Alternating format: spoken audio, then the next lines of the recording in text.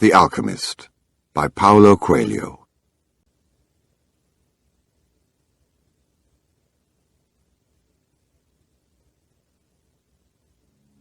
The alchemist picked up a book that someone in the caravan had brought.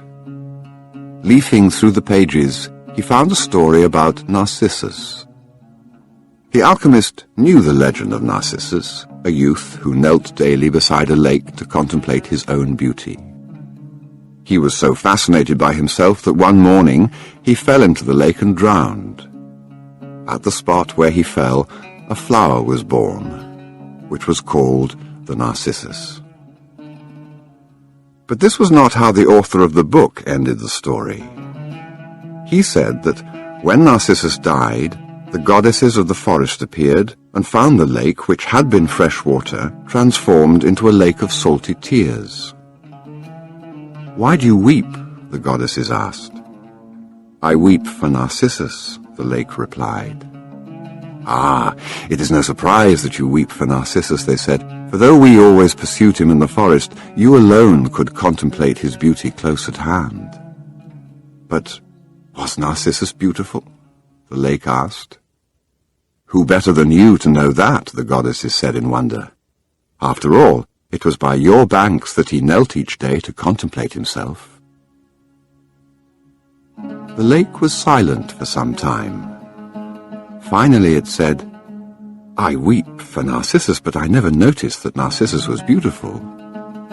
I weep because each time he knelt beside my banks, I could see in the depths of his eyes my own beauty reflected." What a lovely story, the alchemist thought. The boy's name was Santiago. Dusk was falling as the boy arrived with his herd at an abandoned church. The roof had fallen in long ago, and an enormous sycamore had grown on the spot where the sacristy had once stood. He decided to spend the night there. He saw to it that all the sheep entered through the ruined gate, and then laid some planks across it to prevent the flock from wandering away during the night. There were no wolves in the region, but once an animal had strayed during the night, and the boy had had to spend the entire next day searching for it. He swept the floor with his jacket and lay down, using the book he had just finished reading as a pillow. He told himself that he'd have to start reading thicker books. They lasted longer and made more comfortable pillows. It was still dark when he awoke, and looking up, he could see the stars through the half-destroyed roof. I wanted to sleep a little longer, he thought. He had had the same dream that night as a week ago, and once again he had awakened before it ended. He arose and, taking up his crook, began to awaken the sheep that still slept. He'd noticed that as soon as he awoke, most of his animals also began to stir. It was as if some mysterious energy bound his life to that of the sheep, with whom he had spent the past 2 years, leading them through the countryside in search of food and water. "They're so used to me that they know my schedule," he muttered. Thinking about that for a moment, he realized that it could be the other way round, that it was he who had become accustomed to their schedule. But there were certain of them who took a bit longer to awaken. The boy prodded them, one by one, with his crook, calling each by name.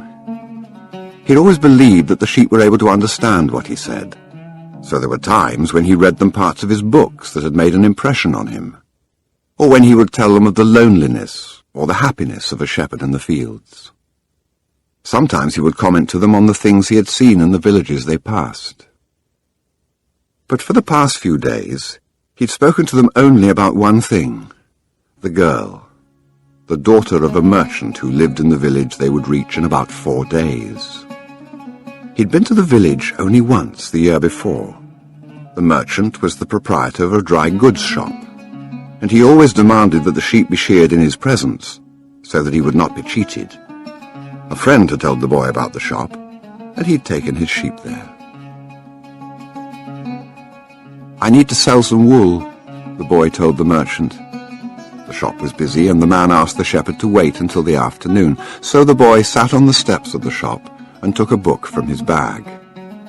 "I didn't know shepherds knew how to read," said a girl's voice behind him. The girl was typical of the region of Andalusia, with flowing black hair and eyes that vaguely recalled the Moorish conquerors. "Well, usually I learn more from my sheep than from books," he answered. During the 2 hours that they talked, she told him she was the merchant's daughter, and spoke of life in the village where each day was like all the others. The shepherd told her of the Andalusian countryside, and related the news from the other towns where he had stopped. It was a pleasant change from talking to his sheep. "How did you learn to read?" the girl asked at one point. "Like everybody learns," he said, "in school." "Well, if you know how to read, why are you just a shepherd?" The boy mumbled an answer that allowed him to avoid responding to her question. He was sure the girl would never understand. He went on telling stories about his travels, and her bright Moorish eyes went wide with fear and surprise. As the time passed, the boy found himself wishing that the day would never end, that her father would stay busy and keep him waiting for 3 days. He recognized that he was feeling something he had never experienced before, the desire to live in one place forever. With the girl with the raven hair, his days would never be the same again. But finally the merchant appeared and asked the boy to shear 4 sheep.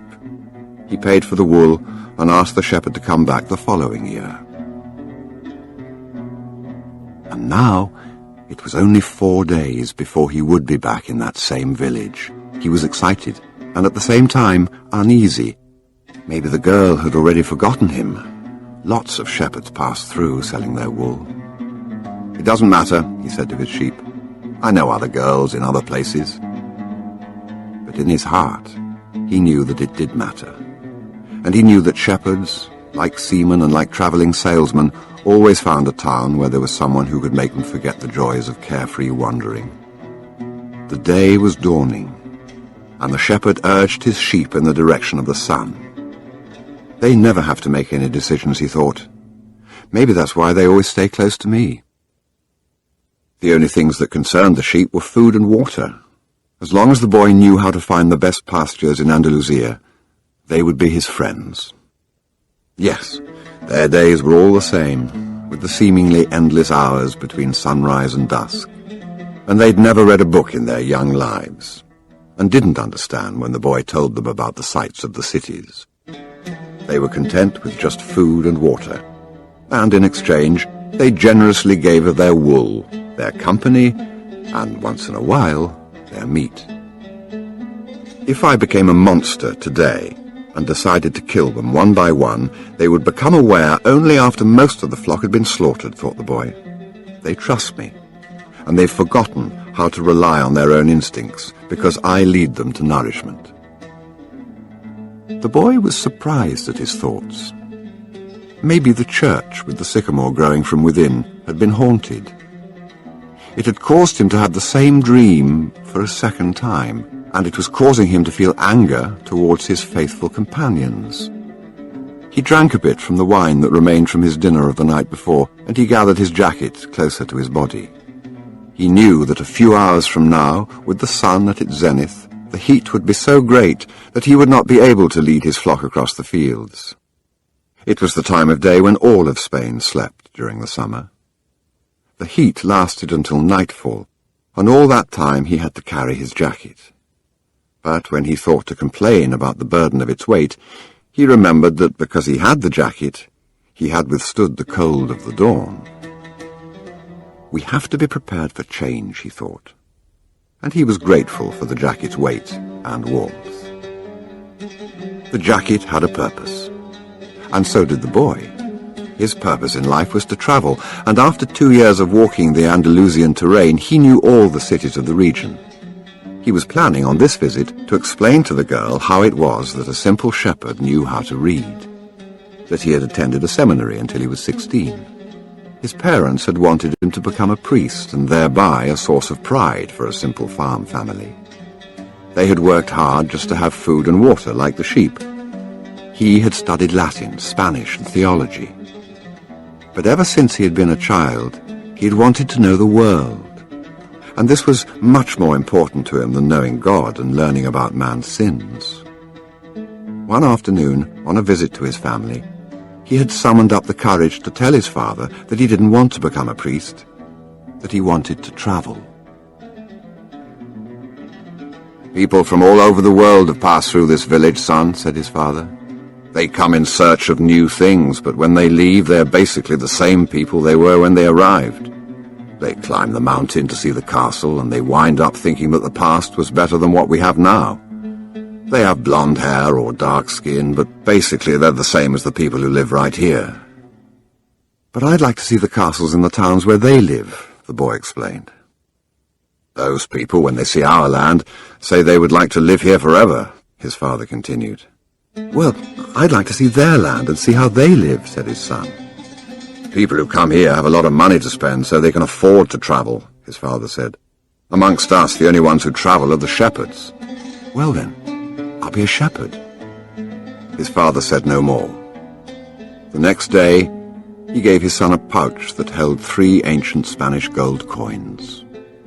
"I found these one day in the fields. I wanted them to be a part of your inheritance. But use them to buy your flock.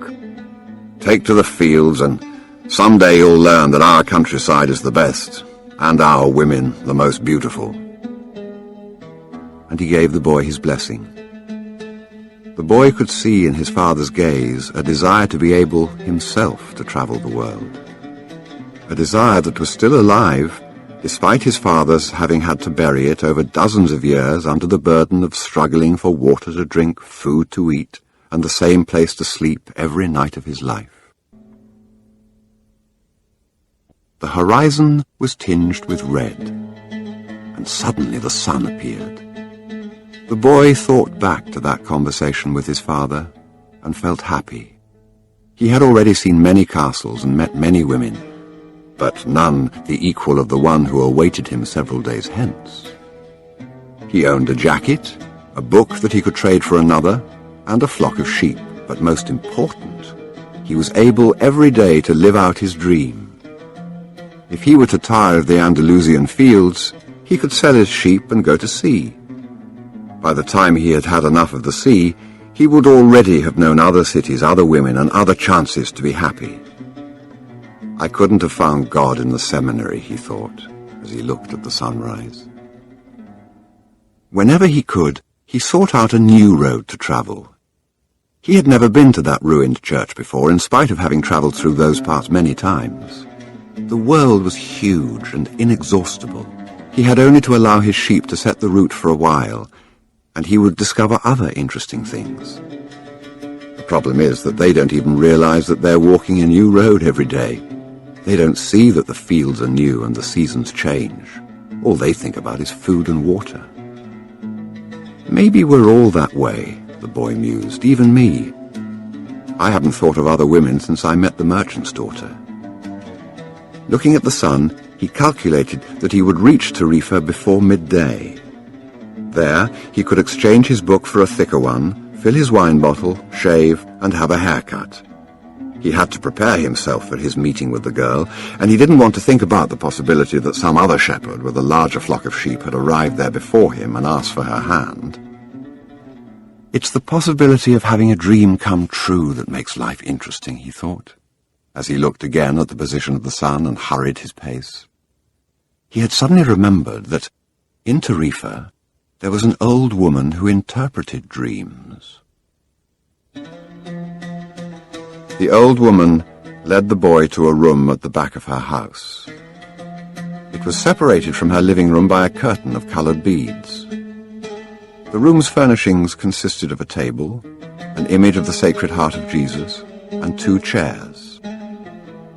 The woman sat down and told him to be seated as well. Then she took both of his hands in hers and began quietly to pray. It sounded like a gypsy prayer. The boy had already had experience on the road with gypsies. They also travelled, but they had no flocks of sheep. People said that gypsies spent their lives tricking others. It was also said that they had a pact with the devil, and that they kidnapped children, and taking them away to their mysterious camps made them their slaves. As a child, the boy had always been frightened to death that he would be captured by gypsies, and this childhood fear returned when the old woman took his hands in hers. But she has the Sacred Heart of Jesus there, he thought, trying to reassure himself. He didn't want his hand to begin trembling, showing the old woman that he was fearful. He recited an Our Father silently. "Very interesting," said the woman, never taking her eyes from the boy's hands. And then she fell silent. The boy was becoming nervous. His hands began to tremble, and the woman sensed it. He quickly pulled his hands away. "I didn't come here to have you read my palm," he said, already regretting having come. He thought for a moment that it would be better to pay her fee and leave without learning a thing, that he was giving too much importance to his recurrent dream. "You came so you could learn about your dreams," said the old woman, "and dreams are the language of God.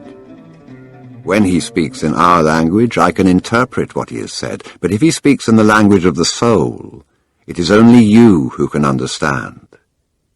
But whichever it is, I'm going to charge you for the consultation." Another trick, the boy thought. But he decided to take a chance. A shepherd always takes his chances with wolves and with drought, and that's what makes a shepherd's life exciting. "I've had the same dream twice," he said. "I dreamed that I was in a field with my sheep, when a child appeared and began to play with the animals. I don't like people to do that because the sheep are afraid of strangers. But children always seem to be able to play with them without frightening them. I don't know why. I don't know how animals know the age of human beings." "Tell me more about your dream," said the woman. "I have to get back to my cooking, and since you don't have much money, I can't give you a lot of time." "Well, the child went on playing with my sheep for quite a while," continued the boy, a bit upset. "And suddenly, the child took me by both hands and transported me to the Egyptian pyramids." He paused for a moment to see if the woman knew what the Egyptian pyramids were, but she said nothing. Then, at the Egyptian pyramids, he said the last three words slowly, so that the old woman would understand. "The child said to me, 'If you come here, you will find a hidden treasure.' And just as she was about to show me the exact location, I woke up, both times." The woman was silent for some time. Then she again took his hands and studied them carefully. "I'm not going to charge you anything now," she said, "but I want 1/10 of the treasure, if you find it." The boy laughed, out of happiness. He was going to be able to save the little money he had because of a dream about hidden treasure. "Well, interpret the dream," he said. "First, swear to me. Swear you will give me 1/10 of your treasure in exchange for what I'm going to tell you." The shepherd swore that he would. The old woman asked him to swear again while looking at the image of the Sacred Heart of Jesus. "It's a dream in the language of the world," she said. "I can interpret it, but the interpretation is very difficult. That's why I feel that I deserve a part of what you find. And this is my interpretation. You must go to the pyramids in Egypt. I have never heard of them, but if it was a child who showed them to you, they exist. There you will find a treasure that will make you a rich man." The boy was surprised and then irritated. He didn't need to seek out the old woman for this. But then he remembered that he wasn't going to have to pay anything. "I didn't need to waste my time just for this," he said. "I told you that your dream was a difficult one. It's the simple things in life that are the most extraordinary. Only wise men are able to understand them, and since I am not wise, I have had to learn other arts, such as the reading of palms." "Well, how am I going to get to Egypt?" "I only interpret dreams. I don't know how to turn them into reality. That's why I have to live off what my daughters provide me with." "And what if I never get to Egypt?" "Then I don't get paid. It wouldn't be the first time." And the woman told the boy to leave, saying she'd already wasted too much time with him. So the boy was disappointed. He decided he would never again believe in dreams. He remembered that he had a number of things he had to take care of. He went to the market for something to eat, he traded his book for one that was thicker, and he found a bench in the plaza where he could sample the new wine he had bought. The day was hot, and the wine was refreshing. The sheep were at the gates of the city in a stable that belonged to a friend. The boy knew a lot of people in the city. That was what made travelling appeal to him. He always made new friends, and he didn't need to spend all of his time with them. When someone sees the same people every day, as had happened with him in the seminary, they wind up becoming a part of that person's life, and then they want the person to change. If someone isn't what others want them to be, the others become angry. Everyone seems to have a clear idea of how other people should lead their lives, but none about his or her own. He decided to wait until the sun had sunk a bit lower in the sky before following his flock back through the fields. 3 days from now, he would be with the merchant's daughter. He started to read the book he had bought. On the very first page it described a burial ceremony, and the names of the people involved were very difficult to pronounce. If he ever wrote a book, he thought, he would present one person at a time so that the reader wouldn't have to worry about memorizing a lot of names. When he was finally able to concentrate on what he was reading, he liked the book better. The burial was on a snowy day, and he welcomed the feeling of being cold. As he read on, an old man sat down at his side and tried to strike up a conversation. "What are they doing?" the old man asked, pointing at the people in the plaza. "Working," the boy answered dryly, making it look as if he wanted to concentrate on his reading. Actually, he was thinking about shearing his sheep in front of the merchant's daughter, so that she could see that he was someone who was capable of doing difficult things. He had already imagined the scene many times. Every time the girl became fascinated when he explained that the sheep had to be sheared from back to front. He also tried to remember some good stories to relate as he sheared his sheep. Most of them he had read in books, but he would tell them as if they were from his personal experience. She would never know the difference because she didn't know how to read. Meanwhile, the old man persisted in his attempt to strike up a conversation. He said he was tired and thirsty, and asked if he might have a sip of the boy's wine. The boy offered his bottle, hoping that the old man would leave him alone. But the old man wanted to talk, and he asked the boy what book he was reading. The boy was tempted to be rude and moved to another bench, but his father had taught him to be respectful of the elderly. So he held out the book to the man for 2 reasons. First, that he himself wasn't sure how to pronounce the title, and second, that if the old man didn't know how to read, he would probably feel ashamed and decide of his own accord to change benches. Said the old man, looking at all sides of the book, as if it were some strange object. "This is an important book, but it's really irritating." The boy was shocked. The old man knew how to read, and had already read the book. And if the book was irritating, as the old man had said, the boy still had time to change it for another. "It's a book that says the same thing almost all the other books in the world say," continued the old man. "It describes people's inability to choose their own personal legends. And it ends up saying that everyone believes the world's greatest lie." "What's the world's greatest lie?" the boy asked, completely surprised. "It's this, that at a certain point in our lives we lose control of what's happening to us, and our lives become controlled by fate. That's the world's greatest lie." "That's never happened to me," the boy said. "They wanted me to be a priest, but I decided to become a shepherd." "Much better," said the old man, "because you really like to travel." He knew what I was thinking, the boy said to himself. The old man, meanwhile, was leafing through the book without seeming to want to return it at all. The boy noticed that the man's clothing was strange. He looked like an Arab, which was not unusual in those parts. Africa was only a few hours from Tarifa. One only had to cross the narrow straits by boat.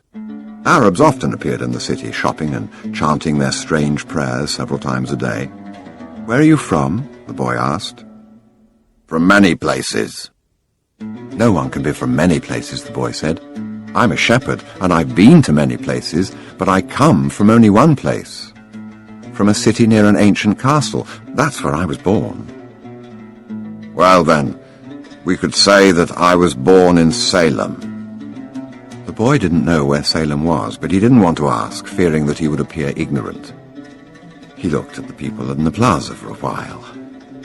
They were coming and going, and all of them seemed to be very busy. So, what is Salem like? He asked, trying to get some sort of clue. It's like it always has been. No clue yet. But he knew that Salem wasn't in Andalusia. If it were, he would already have heard of it. And, what do you do in Salem? He insisted. What do I do in Salem? The old man laughed. Well, I'm the king of Salem. People say strange things, the boy thought. Sometimes it's better to be with the sheep who don't say anything, and better still to be alone with one's books.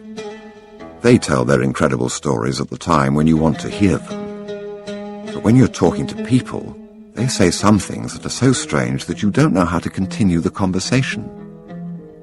My name is Melchizedek, said the old man. How many sheep do you have? Enough, said the boy. He could see that the old man wanted to know more about his life. Well then, we've got a problem. I can't help you if you feel you've got enough sheep. The boy was getting irritated. He wasn't asking for help. It was the old man who had asked for a drink of his wine and had started the conversation. Give me my book, the boy said. I have to go and gather my sheep and get going. Give me 1/10 of your sheep, said the old man, and I'll tell you how to find the hidden treasure. The boy remembered his dream, and suddenly everything was clear to him. The old woman hadn't charged him anything, but the old man, maybe he was her husband, was going to find a way to get much more money in exchange for information about something that didn't even exist. The old man was probably a gypsy too. But before the boy could say anything, the old man leaned over, picked up a stick, and began to write in the sand of the plaza. Something bright reflected from his chest with such intensity that the boy was momentarily blinded.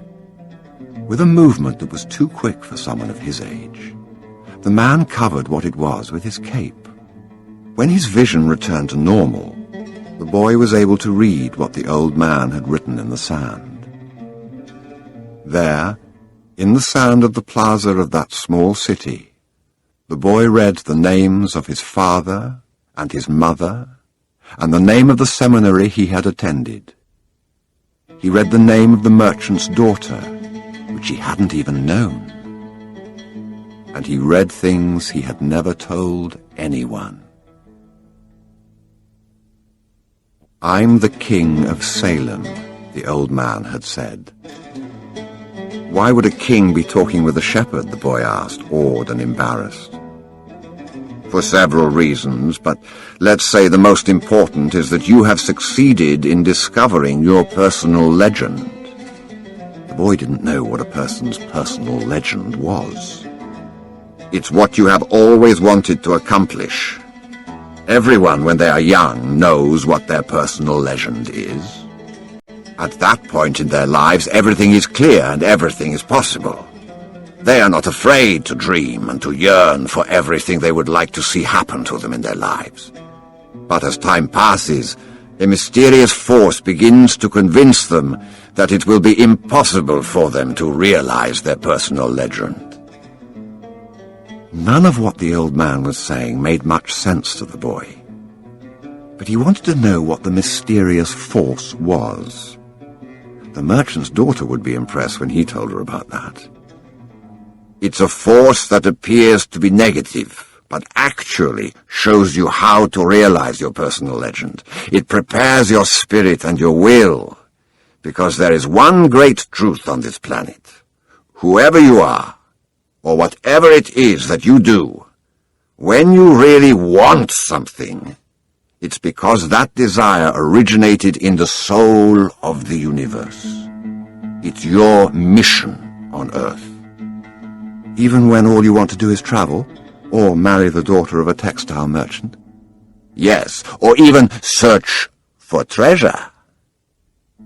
The soul of the world is nourished by people's happiness, and also by unhappiness, envy, and jealousy. To realize one's personal legend is a person's only real obligation. All things are one. And when you want something, all the universe conspires in helping you to achieve it. They were both silent for a time, observing the plaza and the townspeople. It was the old man who spoke first. Why do you tend a flock of sheep? Because I like to travel. The old man pointed to a baker standing in his shop window at one corner of the plaza. When he was a child, that man wanted to travel too. But he decided first to buy his bakery and put some money aside. When he's an old man, he's going to spend a month in Africa. He never realized that people are capable at any time of their lives of doing what they dream of. He should have decided to become a shepherd, the boy said. Well, he thought about that, the old man said. But bakers are more important people than shepherds. Bakers have homes, while shepherds sleep out in the open. Parents would rather see their children marry bakers than shepherds. The boy felt a pang in his heart, thinking about the merchant's daughter. There was surely a baker in her town. The old man continued, In the long run, what people think about shepherds and bakers becomes more important for them than their own personal legends. The old man leafed through the book and fell to reading a page he came to. The boy waited, and then interrupted the old man just as he himself had been interrupted. Why are you telling me all this? Because you are trying to realize your personal legend, and you are at the point where you are about to give it all up.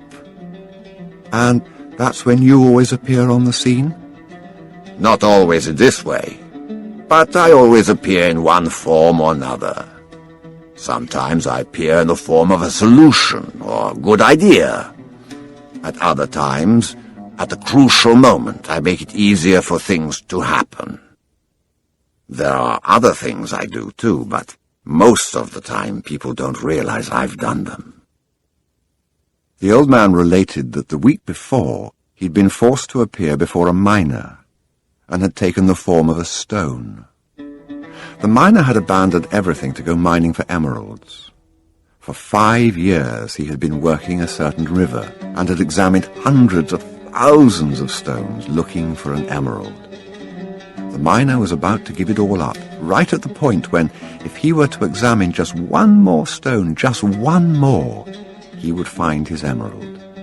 Since the miner had sacrificed everything to his personal legend, the old man decided to become involved. He transformed himself into a stone that rolled up to the miner's foot. The miner, with all the anger and frustration of his 5 fruitless years, picked up the stone and threw it aside. But he had thrown it with such force that it broke the stone it fell upon, and there, embedded in the broken stone, was the most beautiful emerald in the world. People learn early in their lives what is their reason for being, said the old man with a certain bitterness. Maybe that's why they give up on it so early too. But that's the way it is. The boy reminded the old man that he had said something about hidden treasure. Treasure is uncovered by the force of flowing water, and it is buried by the same current, said the old man. If you want to learn about your own treasure, you will have to give me 1/10 of your flock. What about 1/10 of my treasure? The old man looked disappointed. If you start out by promising what you don't even have yet, you'll lose your desire to work toward getting it. The boy told him that he'd already promised to give 1/10 of his treasure to the gypsy. Gypsies are experts at getting people to do that, sighed the old man. In any case, it's good that you've learned that everything in life has its price. That is what the warriors of the light try to teach. The old man returned the book to the boy. Tomorrow, at this same time, bring me 1/10 of your flock, and I will tell you how to find the hidden treasure. Good afternoon. And he vanished around the corner of the plaza. The boy began again to read his book, but he was no longer able to concentrate. He was tense and upset because he knew that the old man was right. He went over to the bakery and bought a loaf of bread, thinking about whether or not he should tell the baker what the old man had said about him. Sometimes it's better to leave things as they are, he thought to himself, and decided to say nothing. If he were to say anything, the baker would spend 3 days thinking about giving it all up, even though he had gotten used to the way things were. The boy could certainly resist causing that kind of anxiety for the baker. So he began to wander through the city and found himself at the gates. There was a small building there, with a window at which people bought tickets to Africa, and he knew that Egypt was in Africa. "Can I help you?" asked the man behind the window. "Maybe tomorrow," said the boy, moving away. If he sold just one of his sheep, he'd have enough to get to the other shore of the strait. The idea frightened him. "Another dreamer," said the ticket seller to his assistant, watching the boy walk away. "He doesn't have enough money to travel." While standing at the ticket window, the boy had remembered his flock and decided that he should go back to being a shepherd. In 2 years, he had learned everything about shepherding. He knew how to shear sheep, how to care for pregnant ewes, and how to protect the sheep from wolves. He knew all the fields and pastures of Andalusia, and he knew what was the fair price for every one of his animals. He decided to return to his friend's stable by the longest route possible. As he walked past the city's castle, he interrupted his return and climbed the stone ramp that led to the top of the wall. From there, he could see Africa in the distance. Someone had once told him that it was from there that the Moors had come to occupy all of Spain.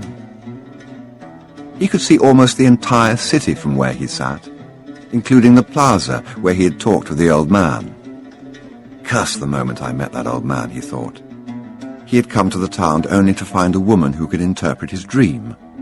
Neither the woman nor the old man were at all impressed by the fact that he was a shepherd. They were solitary individuals who no longer believed in things and didn't understand that shepherds become attached to their sheep. He knew everything about each member of his flock. He knew which ones were lame, which ones were to give birth 2 months from now, and which were the laziest. He knew how to shear them, how to slaughter them. If he ever decided to leave them, they would suffer. The wind began to pick up. He knew that wind. People called it the Levanter, because on it the Moors had come from the Levant, at the eastern end of the Mediterranean. The Levanter increased in intensity. Here I am between my flock and my treasure, the boy thought. He had to choose between something he had become accustomed to and something he wanted to have. There was also the merchant's daughter, but she wasn't as important as his flock because she didn't depend on him. Maybe she didn't even remember him. He was sure that it made no difference to her on which day he appeared. For her, every day was the same. And when each day is the same as the next, it's because people fail to recognize the good things that happen in their lives every day the sun rises. I left my father, my mother, and the town castle behind. They've gotten used to my being away, and so have I. The sheep will get used to my not being there too, the boy thought. From where he sat, he could observe the plaza. People continued to come and go from the baker's shop. A young couple sat on the bench where he had talked with the old man, and they kissed. That baker, he said to himself without completing the thought. The Levanter was still getting stronger, and he felt its force on his face. That wind had brought the Moors, yes, but it had also brought the smell of the desert and of veiled women. It had brought with it the sweat and the dreams of men who had once left to search for the unknown, and for gold and adventure, and for the pyramids. The boy felt jealous of the freedom of the wind, and saw that he could have the same freedom. There was nothing to hold him back except himself. The sheep, the merchant's daughter, and the fields of Andalusia were only steps along the way to his personal legend. The next day, the boy met the old man at noon. He brought 6 sheep with him. "I'm surprised," the boy said. "My friend bought all the other sheep immediately. He said that he'd always dreamed of being a shepherd, and that it was a good omen." "That's the way it always is," said the old man. "It's called the principle of favorability. When you play cards the first time, you're almost sure to win. Beginner's luck." "Why is that?" "Because there's a force that wants you to realize your personal legend. It whets your appetite with a taste of success." Then the old man began to inspect the sheep, and he saw that one was lame. The boy explained that it wasn't important, since that sheep was the most intelligent of the flock and produced the most wool. "Where is the treasure?" he asked. "It's in Egypt, near the pyramids." The boy was startled. The old woman had said the same thing, but she hadn't charged him anything. "In order to find the treasure, you will have to follow the omens. God has prepared a path for everyone to follow. You just have to read the omens that he left for you." Before the boy could reply, a butterfly appeared and fluttered between him and the old man. He remembered something his grandfather had once told him, that butterflies were a good omen, like crickets and like expectations, like lizards and 4-leaf clovers. "That's right," said the old man, able to read the boy's thoughts. "Just as your grandfather taught you, these are good omens." The old man opened his cape, and the boy was struck by what he saw. The old man wore a breastplate of heavy gold, covered with precious stones. The boy recalled the brilliance he had noticed on the previous day. He really was a king. He must be disguised to avoid encounters with thieves. "Take these," said the old man, holding out a white stone and a black stone that had been embedded at the center of the breastplate. "They are called Urim and Thummim. The black signifies yes, the white no. When you are unable to read the omens, they will help you to do so. Always ask an objective question. But if you can, try to make your own decisions. The treasure is at the pyramids, that you already know. But I had to insist on the payment of 6 sheep, because I helped you make the decision." The boy put the stones in his pouch. From then on, he would make his own decisions. "Don't forget that everything you deal with is only one thing and nothing else, and don't forget the language of omens, and above all, don't forget to follow your personal legend through to its conclusion. But before you go, I want to tell you a little story." A certain shopkeeper sent his son to learn about the secret of happiness from the wisest man in the world. The lad wandered through the desert for 40 days and finally came upon a beautiful castle high atop a mountain. It was there that the wise man lived. Rather than finding a saintly man, though, our hero, on entering the main room of the castle, saw a hive of activity. Tradesmen came and went, people were conversing in the corners, a small orchestra was playing soft music, and there was a table covered with platters of the most delicious food in that part of the world. The wise man conversed with everyone, and the boy had to wait for 2 hours before it was his turn to be given the man's attention. The wise man listened attentively to the boy's explanation of why he had come, but told him that he didn't have time just then to explain the secret of happiness. He suggested that the boy look around the palace and return in 2 hours. "Meanwhile, I want to ask you to do something," said the wise man, handing the boy a teaspoon that held 2 drops of oil. "As you wander around, carry this spoon with you, without allowing the oil to spill." The boy began climbing and descending the many stairways of the palace, keeping his eyes fixed on the spoon. After 2 hours, he returned to the room where the wise man was. "Well," asked the wise man, "did you see the Persian tapestries that are hanging in my dining hall? Did you see the garden that it took the master gardener 10 years to create? Did you notice the beautiful parchments in my library?" The boy was embarrassed and confessed that he had observed nothing. His only concern had been not to spill the oil that the wise man had entrusted to him. "Then go back and observe the marvels of my world," said the wise man. "You cannot trust a man if you don't know his house." Relieved, the boy picked up the spoon and returned to his exploration of the palace, this time observing all the works of art on the ceilings and the walls. He saw the gardens, the mountains all around him, the beauty of the flowers, and the taste with which everything had been selected. Upon returning to the wise man, he related in detail everything he had seen. "But where are the drops of oil I entrusted to you?" asked the wise man. Looking down at the spoon he held, the boy saw that the oil was gone. "Well, there is only one piece of advice I can give you," said the wisest of wise men. "The secret of happiness is to see all the marvels of the world, and never to forget the drops of oil on the spoon." The shepherd said nothing. He had understood the story the old king had told him. A shepherd may like to travel, but he should never forget about his sheep. The old man looked at the boy, and with his hands held together, made several strange gestures over the boy's head. Then, taking his sheep, he walked away. At the highest point in Tarifa, there's an old fort built by the Moors. From atop its walls, one can catch a glimpse of Africa.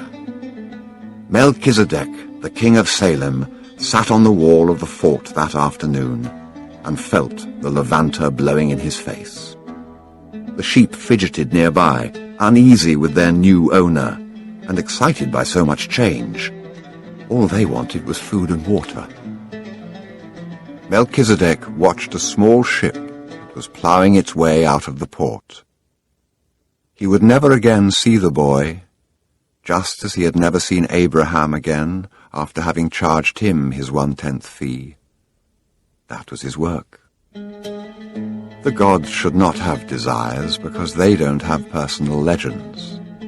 But the king of Salem hoped desperately that the boy would be successful. "It's too bad that he's quickly going to forget my name," he thought.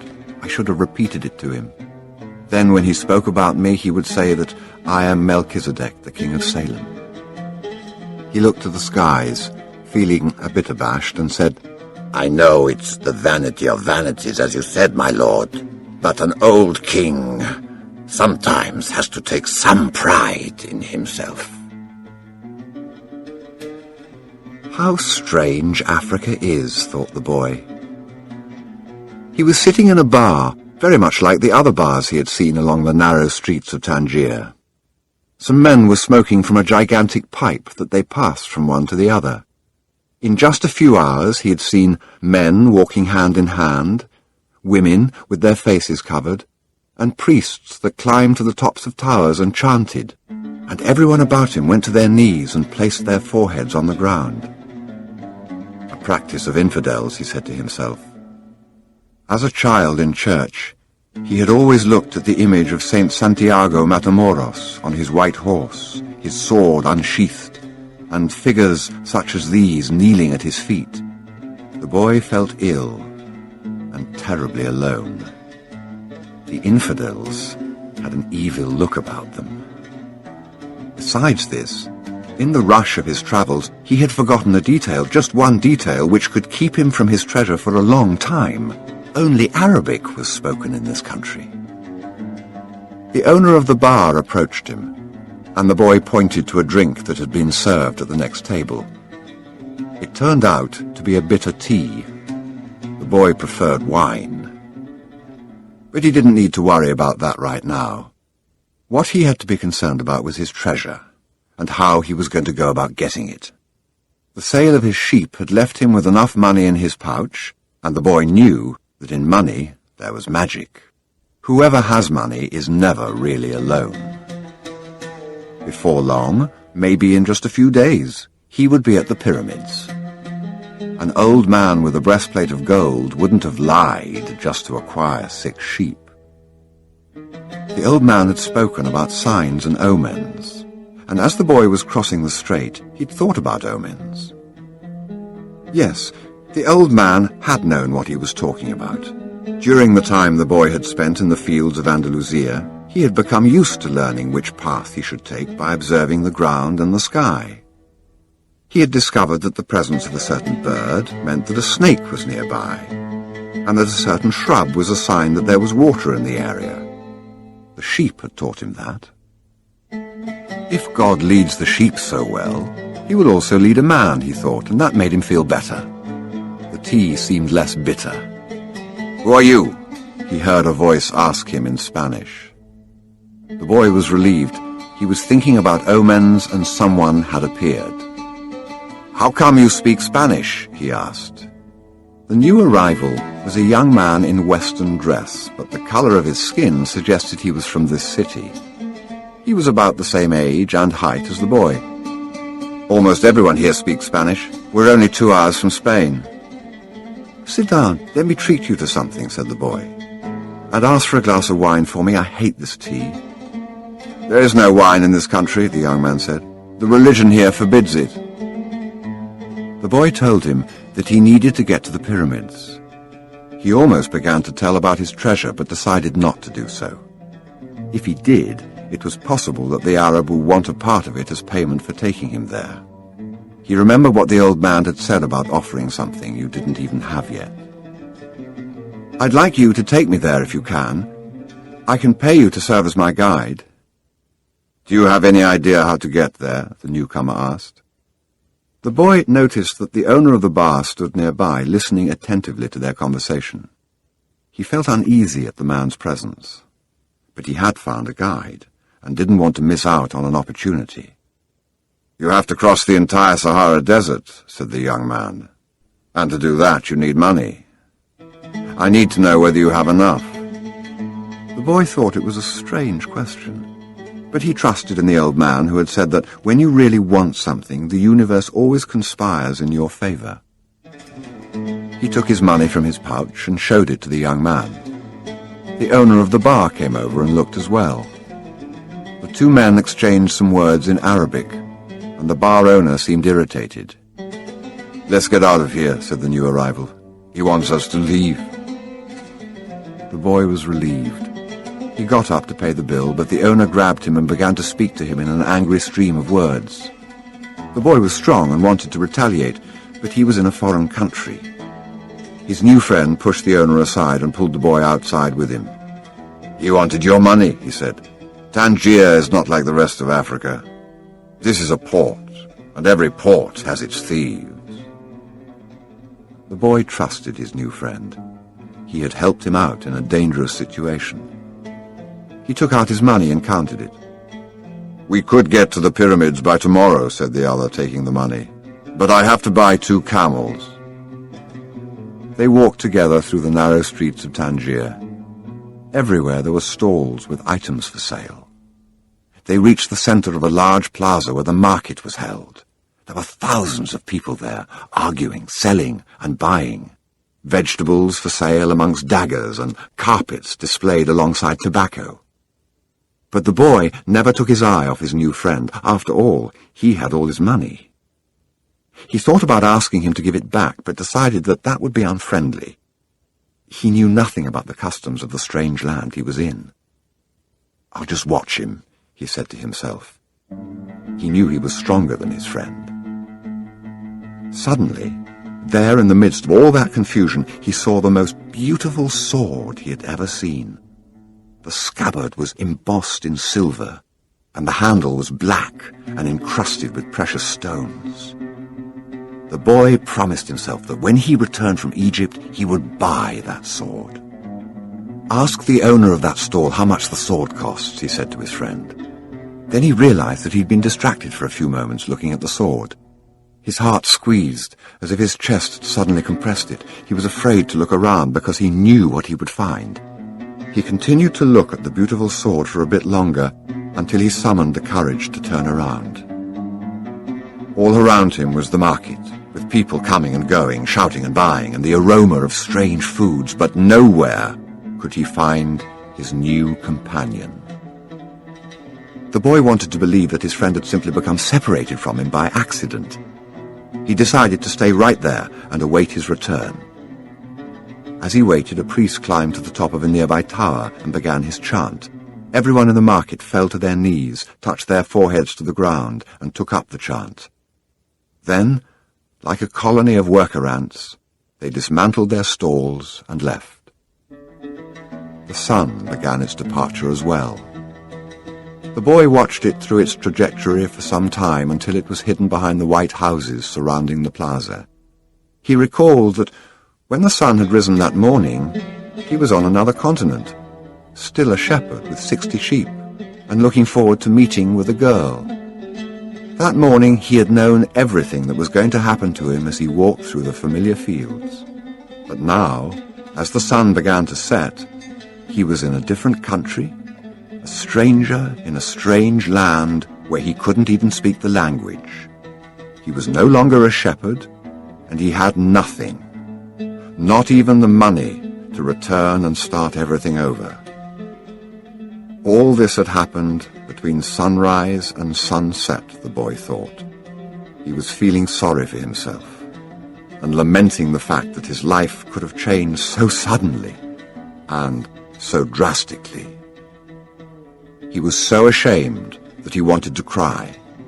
He'd never even wept in front of his own sheep, but the marketplace was empty and he was far from home. So he wept. He wept because God was unfair, and because this was the way God repaid those who believed in their dreams. When I had my sheep, I was happy, and I made those around me happy. People saw me coming and welcomed me, he thought.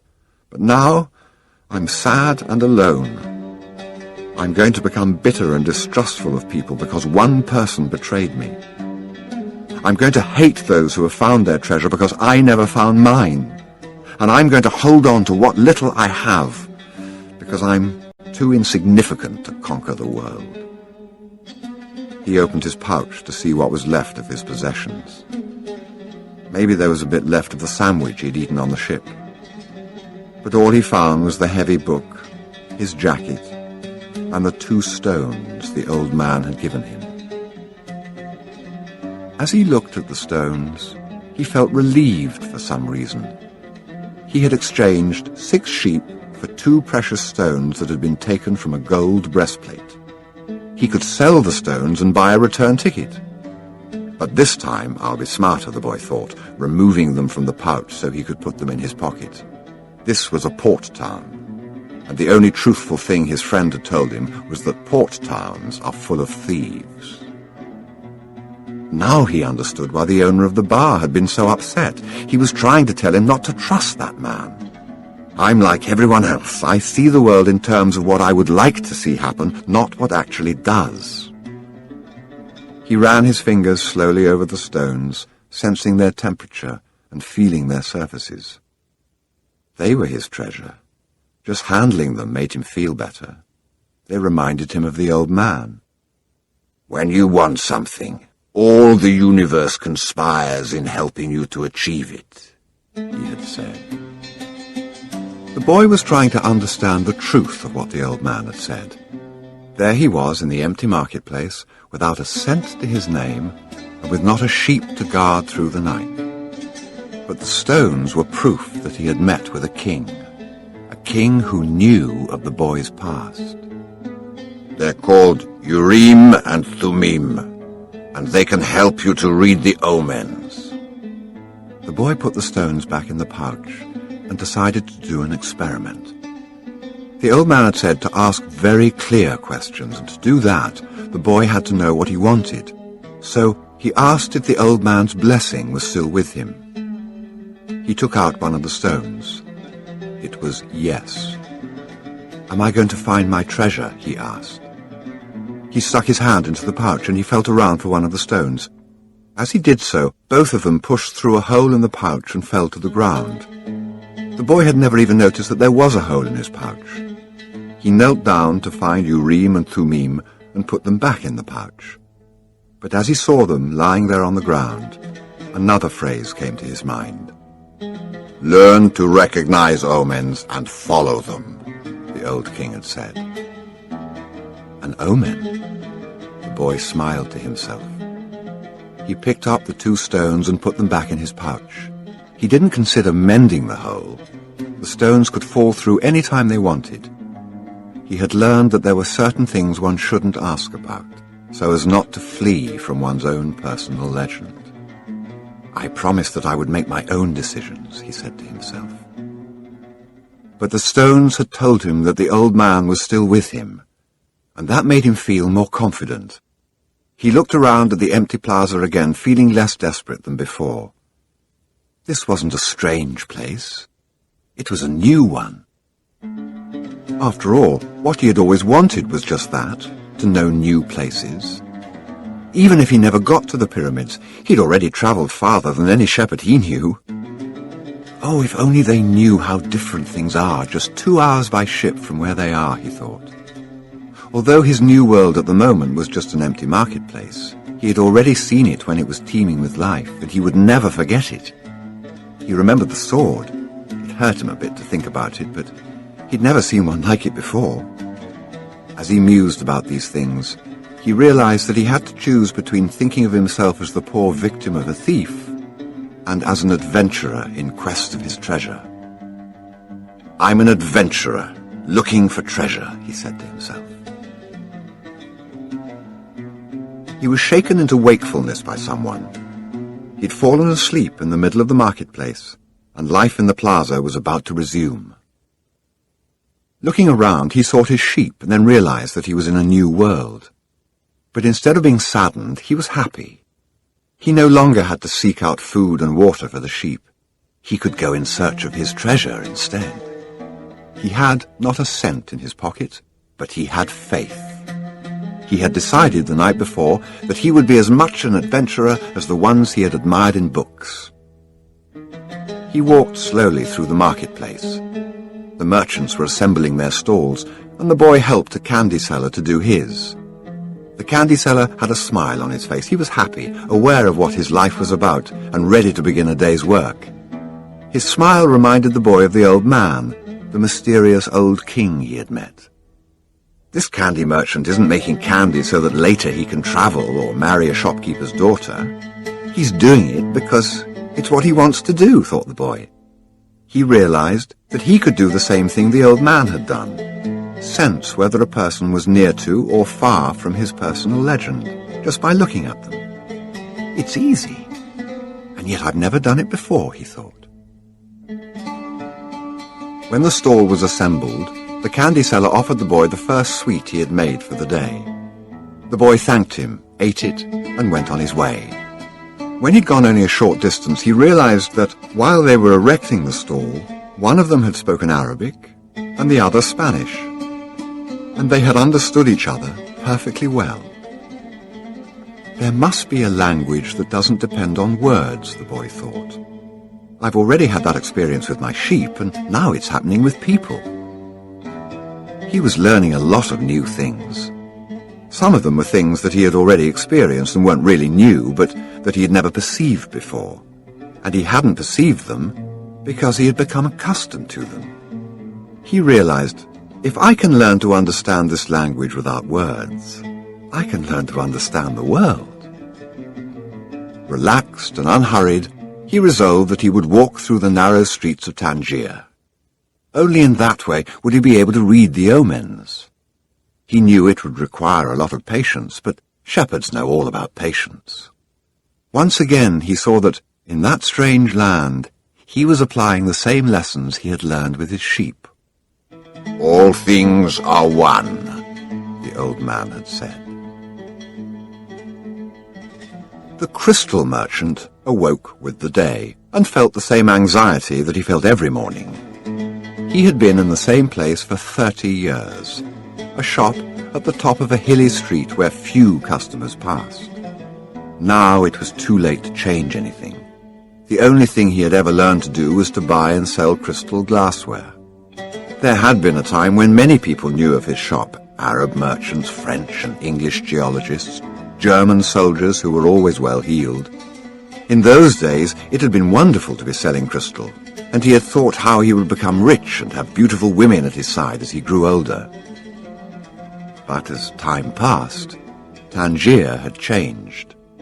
The nearby city of Ceuta had grown faster than Tangier, and business had fallen off. Neighbors moved away, and there remained only a few small shops on the hill. And no one was going to climb the hill just to browse through a few small shops. But the crystal merchant had no choice. He had lived 30 years of his life buying and selling crystal pieces, and now it was too late to do anything else. He spent the entire morning observing the infrequent comings and goings in the street. He had done this for years and knew the schedule of everyone who passed. But just before lunchtime, a boy stopped in front of the shop. He was dressed normally, but the practiced eye of the crystal merchant could see that the boy had no money to spend. Nevertheless, the merchant decided to delay his lunch for a few minutes until the boy moved on. A card hanging in the doorway announced that several languages were spoken in the shop. The boy saw a man appear behind the counter.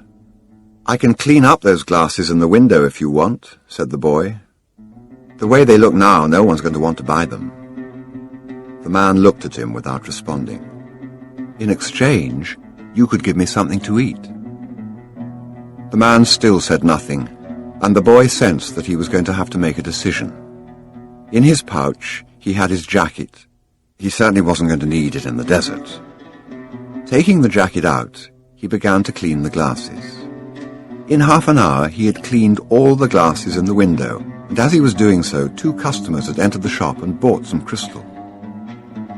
When he had completed the cleaning, he asked the man for something to eat. "Let's go and have some lunch," said the crystal merchant.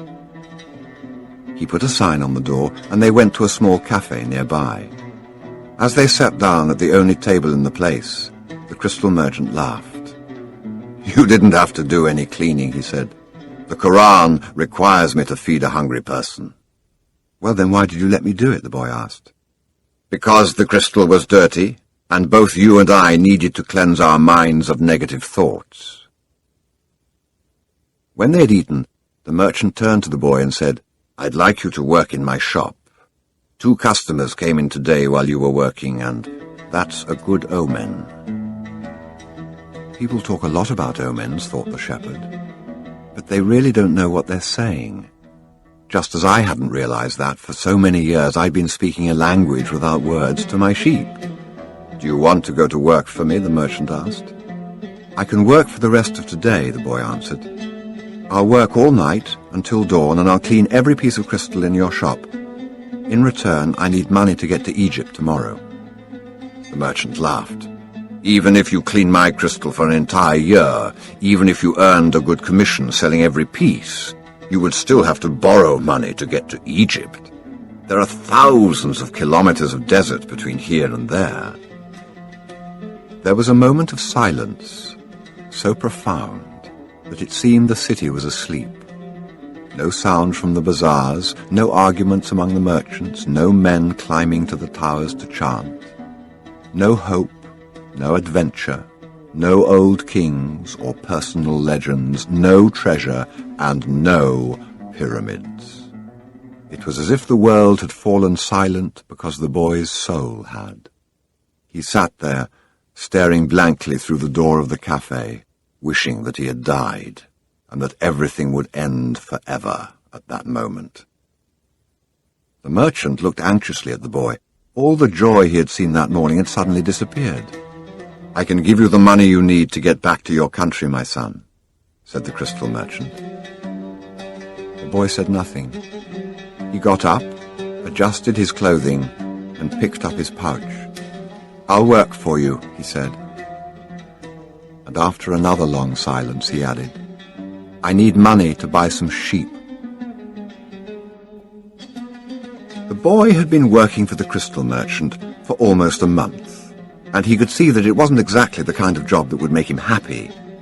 The merchant spent the entire day mumbling behind the counter, telling the boy to be careful with the pieces and not to break anything. But he stayed with the job because the merchant, although he was an old grouch, treated him fairly. The boy received a good commission for each piece he sold and had already been able to put some money aside. That morning he had done some calculating. If he continued to work every day as he had been, he would need a whole year to be able to buy some sheep. "I'd like to build a display case for the crystal," the boy said to the merchant. "We could place it outside and attract those people who pass at the bottom of the hill." "Well, I've never had one before," the merchant answered. "People will pass by and bump into it and pieces will be broken." "Well, when I took my sheep through the fields, some of them might have died if we had come upon a snake, but that's the way life is with sheep and with shepherds."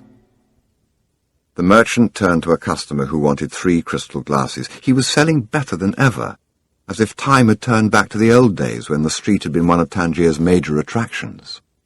"Business has really improved," he said to the boy after the customer had left. "I'm doing much better, and soon you'll be able to return to your sheep. Why ask more out of life?" "Because we have to respond to omens," the boy said, almost without meaning to. Then he regretted what he had said, because the merchant had never met the king. "It's called the principle of favorability, beginner's luck. Because life wants you to achieve your personal legend," the old king had said.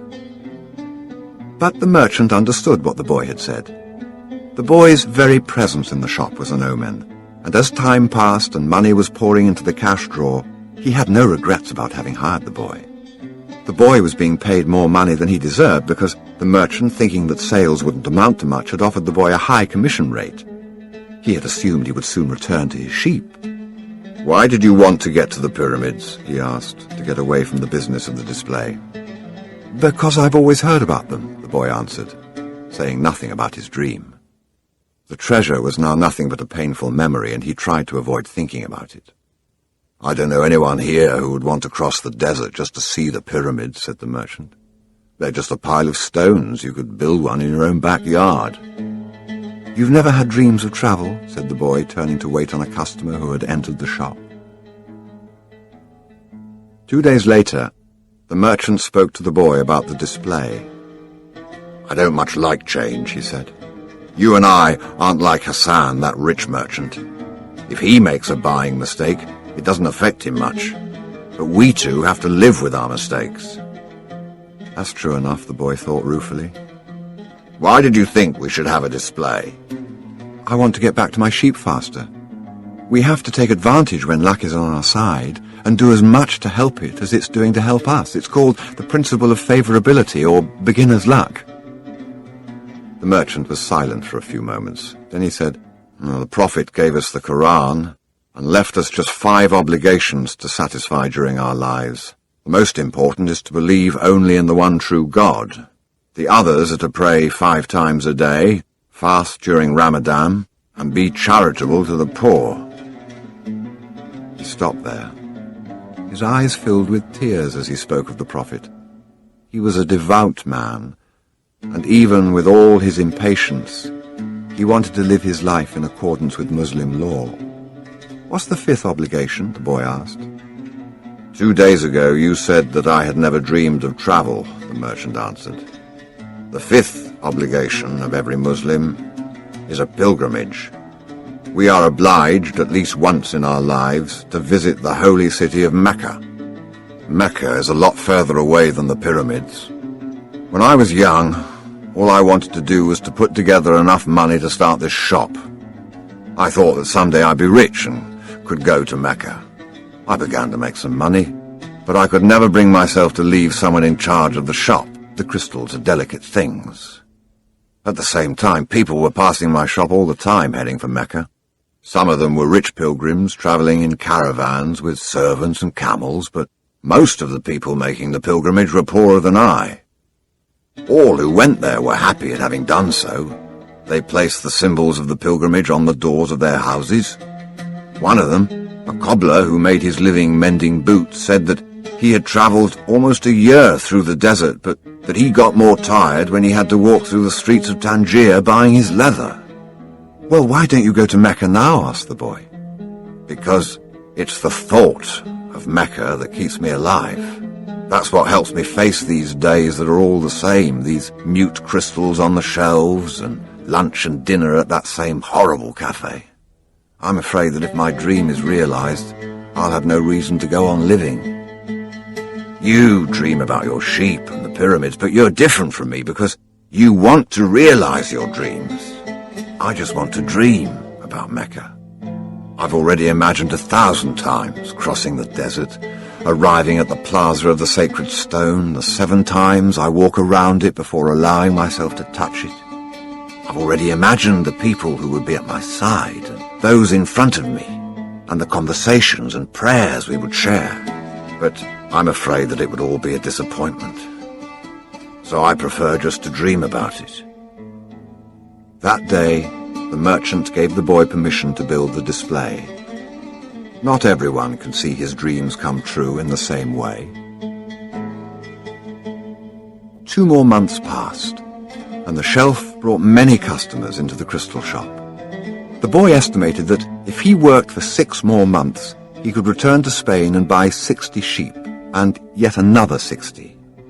In less than a year, he would have doubled his flock, and he would be able to do business with the Arabs because he was now able to speak their strange language.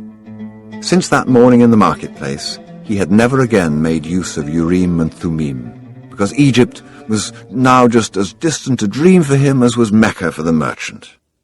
Anyway, the boy had become happy in his work, and thought all the time about the day when he would disembark at Tarifa as a winner. "You must always know what it is that you want," the old king had said. The boy knew, and was now working toward it. Maybe it was his treasure to have wound up in that strange land, met up with a thief and doubled the size of his flock without spending a cent. He was proud of himself. He'd learned some important things, like how to deal in crystal, and about the language without words, and about omens. One afternoon, he'd seen a man at the top of the hill complaining that it was impossible to find a decent place to get something to drink after such a climb. The boy, accustomed to recognizing omens, spoke to the merchant. "Let's sell tea to the people who climb the hill." "Oh, lots of places sell tea around here," the merchant said. "But we could sell tea in crystal glasses.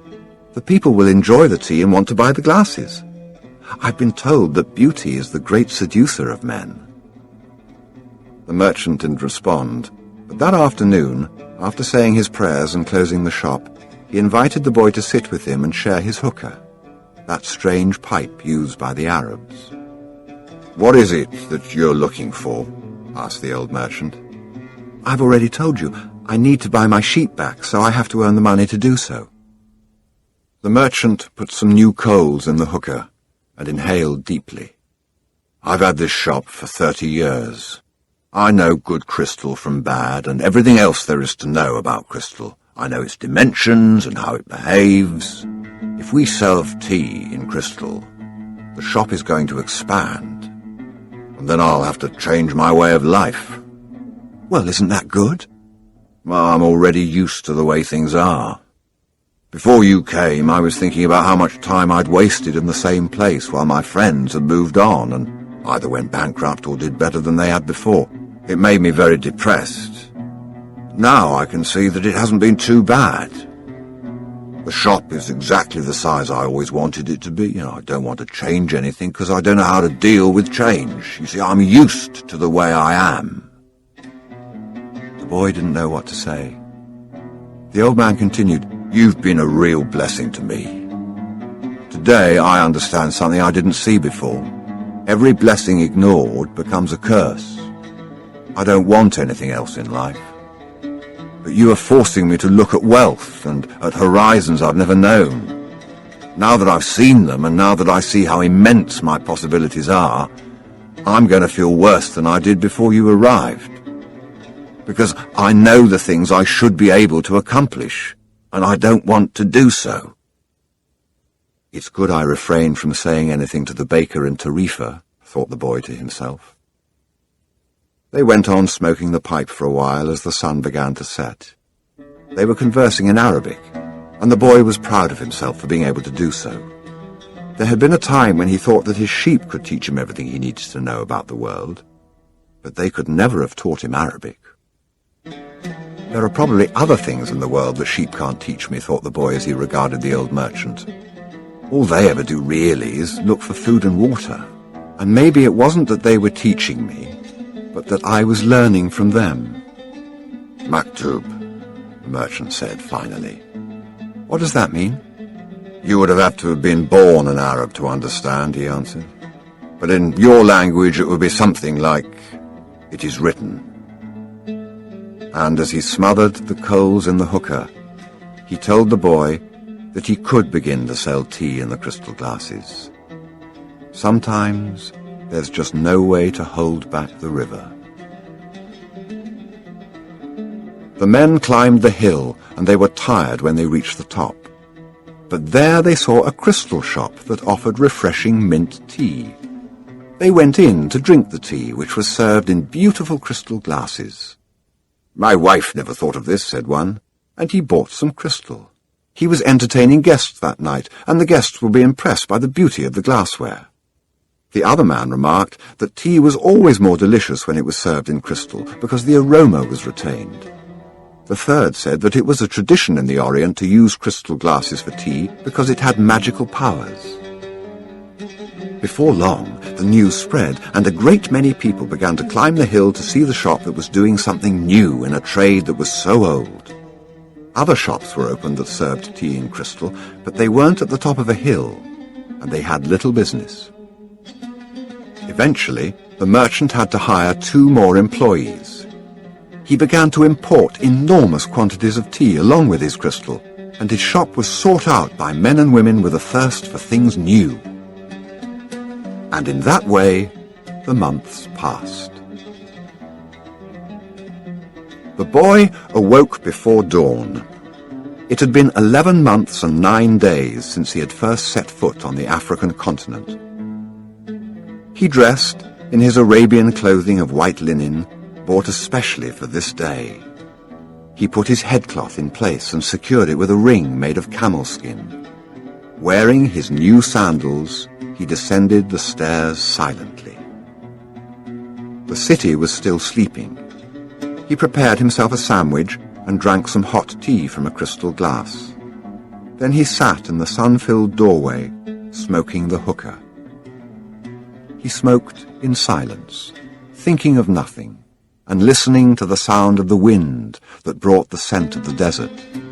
When he had finished his smoke, he reached into one of his pockets and sat there for a few moments regarding what he had withdrawn.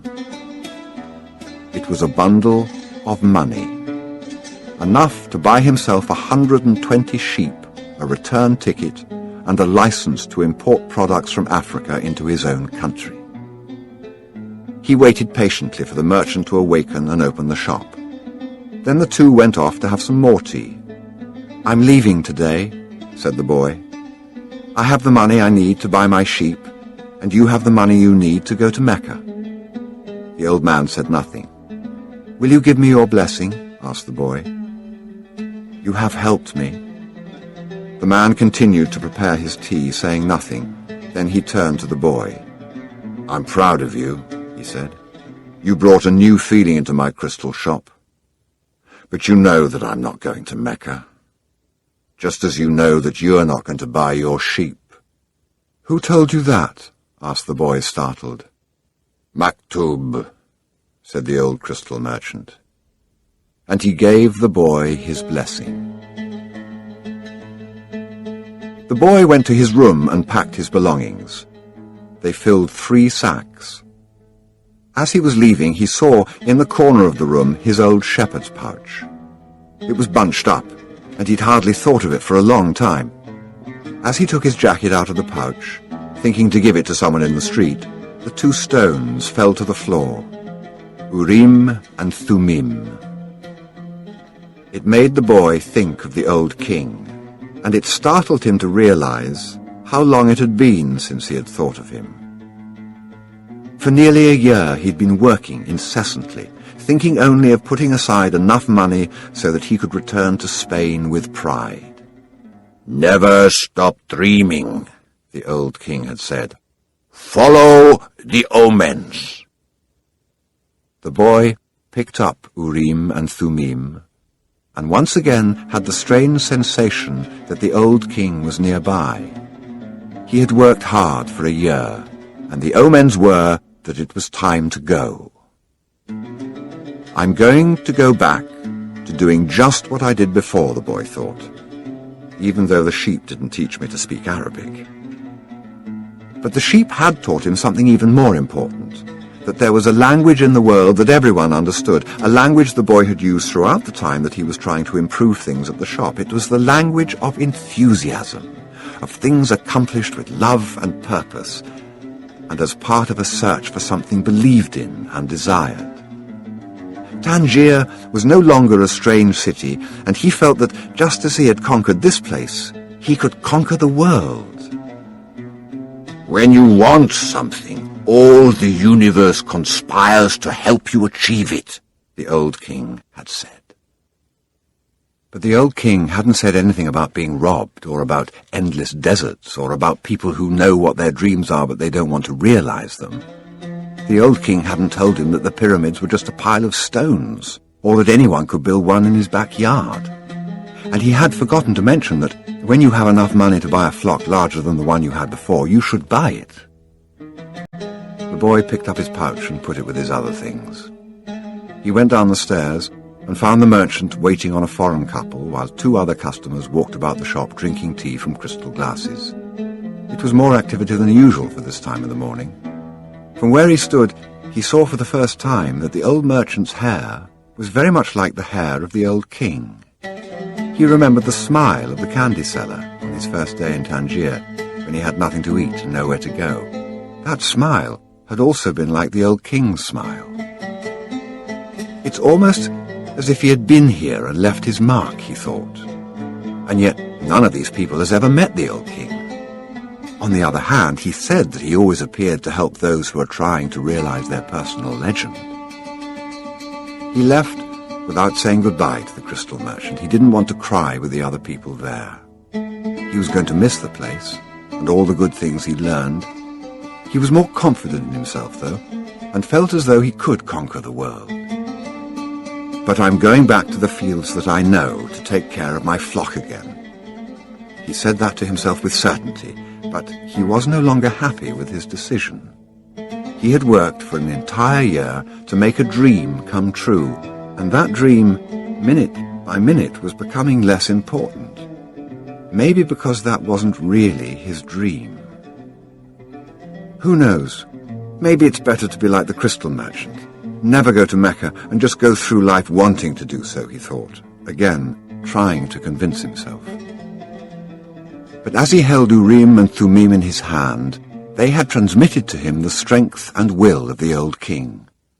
By coincidence, or maybe it was an omen, the boy thought, he came to the bar that he had entered on his first day there. The thief wasn't there, and the owner brought him a cup of tea. I can always go back to being a shepherd, the boy thought. I learned how to care for sheep, and I haven't forgotten how that's done. But maybe I'll never have another chance to get to the pyramids in Egypt. The old man wore a breastplate of gold, and he knew about my past. He really was a king, a wise king. The hills of Andalusia were only 2 hours away. There was an entire desert between him and the pyramids.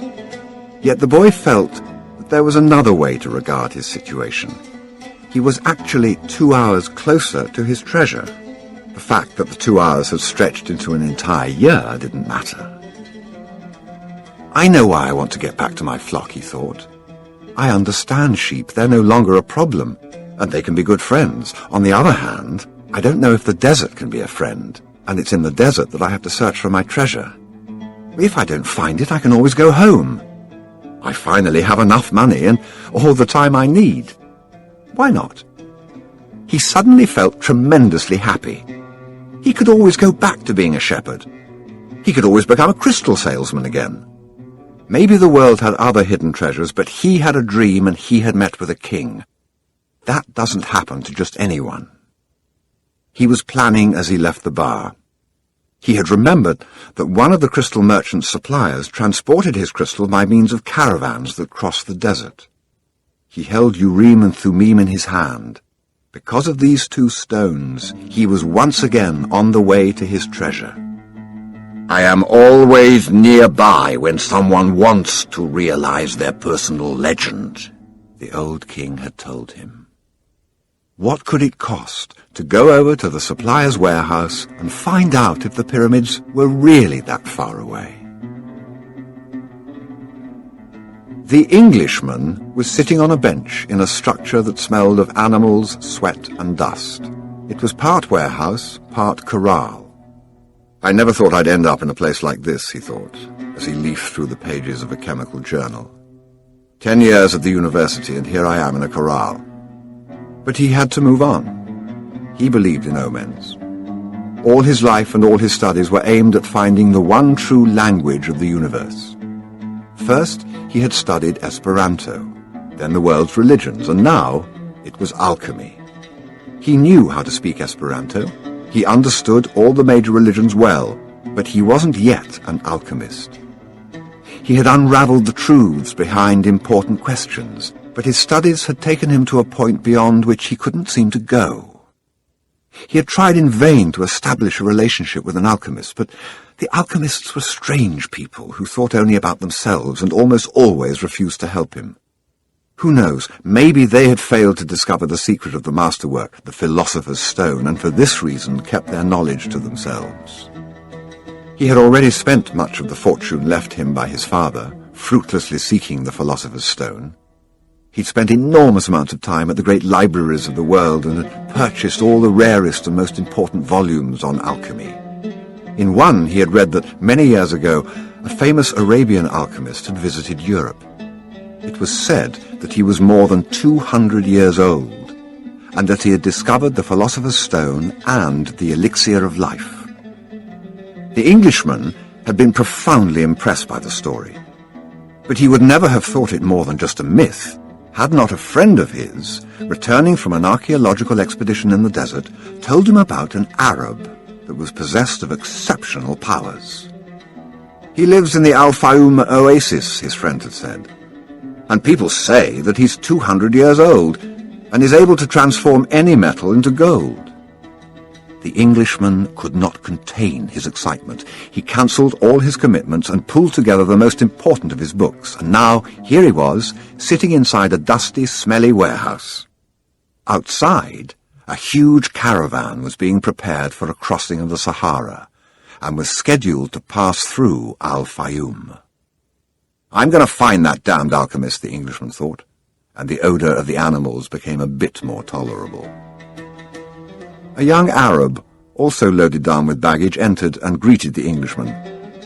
"Where are you bound?" asked the young Arab. "I'm going into the desert," the man answered, turning back to his reading.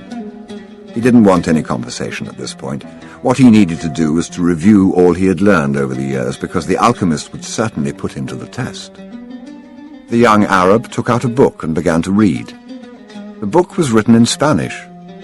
That's good, thought the Englishman. He spoke Spanish better than Arabic, and if this boy was going to Al-Fayoum, there would be someone to talk to when there was no other important things to do. "That's strange," said the boy, as he tried once again to read the burial scene that began the book. "I've been trying for 2 years to read this book, and I never get past these first few pages. Even without a king to provide an interruption, he was unable to concentrate." He still had some doubts about the decision he had made, but he was able to understand one thing. Making a decision was only the beginning of things. When someone makes a decision, he is really diving into a strong current that will carry him to places he had never dreamed of when he first made the decision. When I decided to seek out my treasure, I never imagined that I'd wind up working in a crystal shop, he thought. And joining this caravan may have been my decision, but where it goes is going to be a mystery to me. Nearby was the Englishman, reading a book. He seemed unfriendly, and had looked irritated when the boy had entered. They might even have become friends, but the Englishman closed off the conversation. The boy closed his book. He felt he didn't want to do anything that might make him look like the Englishman. He took Urim and Thummim from his pocket and began playing with them. The stranger shouted, "Urim and Thummim!" In a flash, the boy put them back in his pocket. "They're not for sale," he said. "They're not worth much," the Englishman answered. "They're only made of rock crystal, and there are millions of rock crystals in the earth. But those who know about such things would know that those are Urim and Thummim. I didn't know they had them in this part of the world." "They were given to me as a present by a king," the boy said. The stranger didn't answer. Instead, he put his hand in his pocket, took out 2 stones that were the same as the boy's. "Did you say king?" he asked. "I guess you don't believe that a king would talk to someone like me, a shepherd," he said, wanting to end the conversation. "Not at all. It was shepherds who were the first to recognize a king that the rest of the world refused to acknowledge. So it's not surprising that kings would talk to shepherds." And he went on, fearing that the boy wouldn't understand what he was talking about. "It's in the Bible, the same book that taught me about Urim and Thummim. These stones are the only form of divination permitted by God. The priest carried them in a golden breastplate." The boy was suddenly happy to be there at the warehouse. "Maybe this is an omen," said the Englishman half aloud. "Who told you about omens?" The boy's interest was increasing by the moment. "Everything in life is an omen," said the Englishman, now closing the journal he was reading. "There is a universal language, understood by everybody, but already forgotten. I'm in search of that universal language, amongst other things. That's why I'm here. I have to find a man who knows that universal language, an alchemist." The conversation was interrupted by the warehouse boss. "You're in luck, you too," the fat Arab said. "There's a caravan leaving today for Al-Fayoum." "But I'm going to Egypt," the boy said. "Al-Fayoum is in Egypt," said the Arab. "What kind of Arab are you?" "That's a good luck omen," the Englishman said after the fat Arab had gone out. "If I could, I'd write a huge encyclopedia just about the words luck and coincidence. It's with those words that the universal language is written." He told the boy it was no coincidence that he had met him with Urim and Thummim in his hand, and he asked the boy if he too were in search of the alchemist. "I'm looking for a treasure," said the boy, and he immediately regretted having said it, but the Englishman appeared not to attach any importance to it. "In a way, so am I," he said. "I don't even know what alchemy is," the boy was saying, when the warehouse boss called to them to come outside. "I'm the leader of the caravan," said the dark-eyed, bearded man. "I hold the power of life and death for every person I take with me. The desert is a capricious lady, and sometimes she drives men crazy." There were almost 200 people gathered there, and 400 animals, camels, horses, mules, and fowl. In the crowd were women, children, and a number of men with swords at their belts and rifles slung on their shoulders. The Englishman had several suitcases filled with books. There was a babble of noise, and the leader had to repeat himself several times for everyone to understand what he was saying. "There are a lot of different people here, and each has his own god. But the only God I serve is Allah, and in His name I swear that I will do everything possible once again to win out over the desert. But I want each and every one of you to swear by the God you believe in that you will follow my orders no matter what. In the desert, disobedience means death." There was a murmur from the crowd.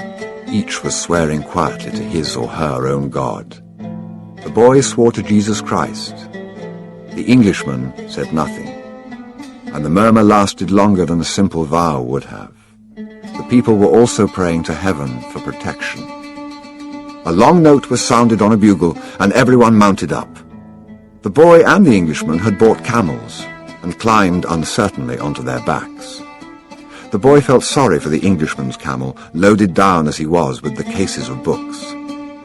"There's no such thing as coincidence," said the Englishman, picking up the conversation where it had been interrupted in the warehouse.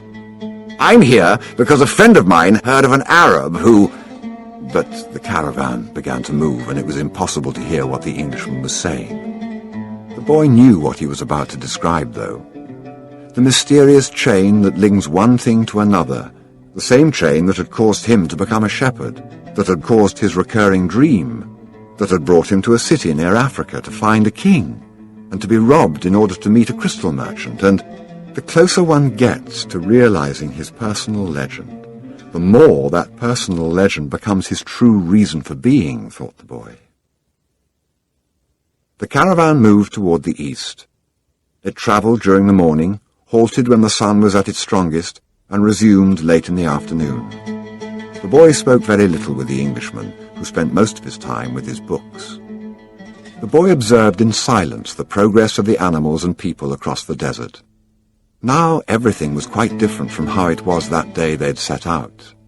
Then there'd been confusion and shouting, the cries of children and the whinnying of animals, all mixed with the nervous orders of the guides and the merchants. But in the desert, there was only the sound of the eternal wind and of the hoofbeats of the animals. Even the guides spoke very little to one another. "I've crossed these sands many times," said one of the camel drivers one night. "But the desert is so huge and the horizon so distant that they make a person feel small, as if he should remain silent." The boy understood intuitively what he meant, even without ever having set foot in the desert before. Whenever he saw the sea or a fire, he fell silent, impressed by their elemental force. "I've learned things from the sheep, and I've learned things from crystal," he thought. "I can learn something from the desert, too. It seems old and wise." The wind never stopped, and the boy remembered the day he had sat at the fort in Tarifa with this same wind blowing in his face. It reminded him of the wool from his sheep who were now seeking food and water in the fields of Andalusia, as they always had. "But they're not my sheep anymore," he said to himself without nostalgia. "They must be used to their new shepherd, and have probably already forgotten me. That's good." Creatures, like the sheep that are used to travelling, know about moving on. He thought of the merchant's daughter, and was sure that she had probably married, perhaps to a baker, or to another shepherd who could read and could tell her exciting stories. After all, he probably wasn't the only one. But he was excited at his intuitive understanding of the camel driver's comment.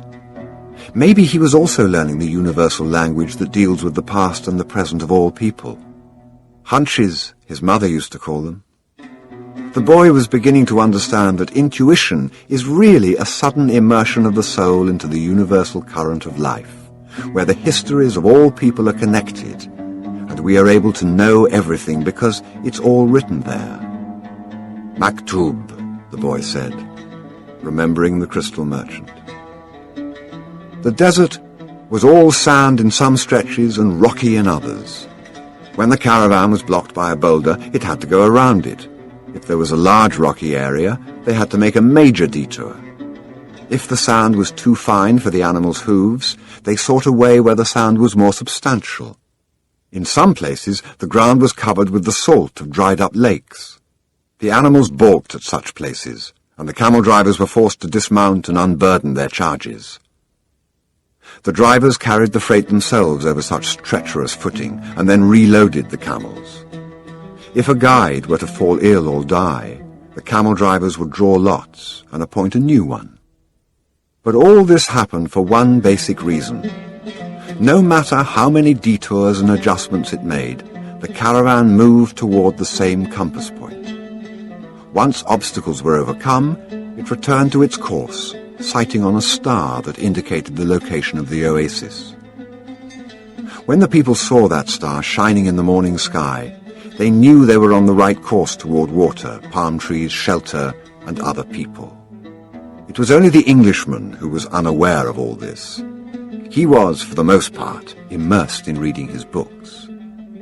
The boy, too, had his book, and he had tried to read it during the first few days of the journey, but he found it much more interesting to observe the caravan and listen to the wind. As soon as he had learned to know his camel better, and to establish a relationship with him, he threw the book away.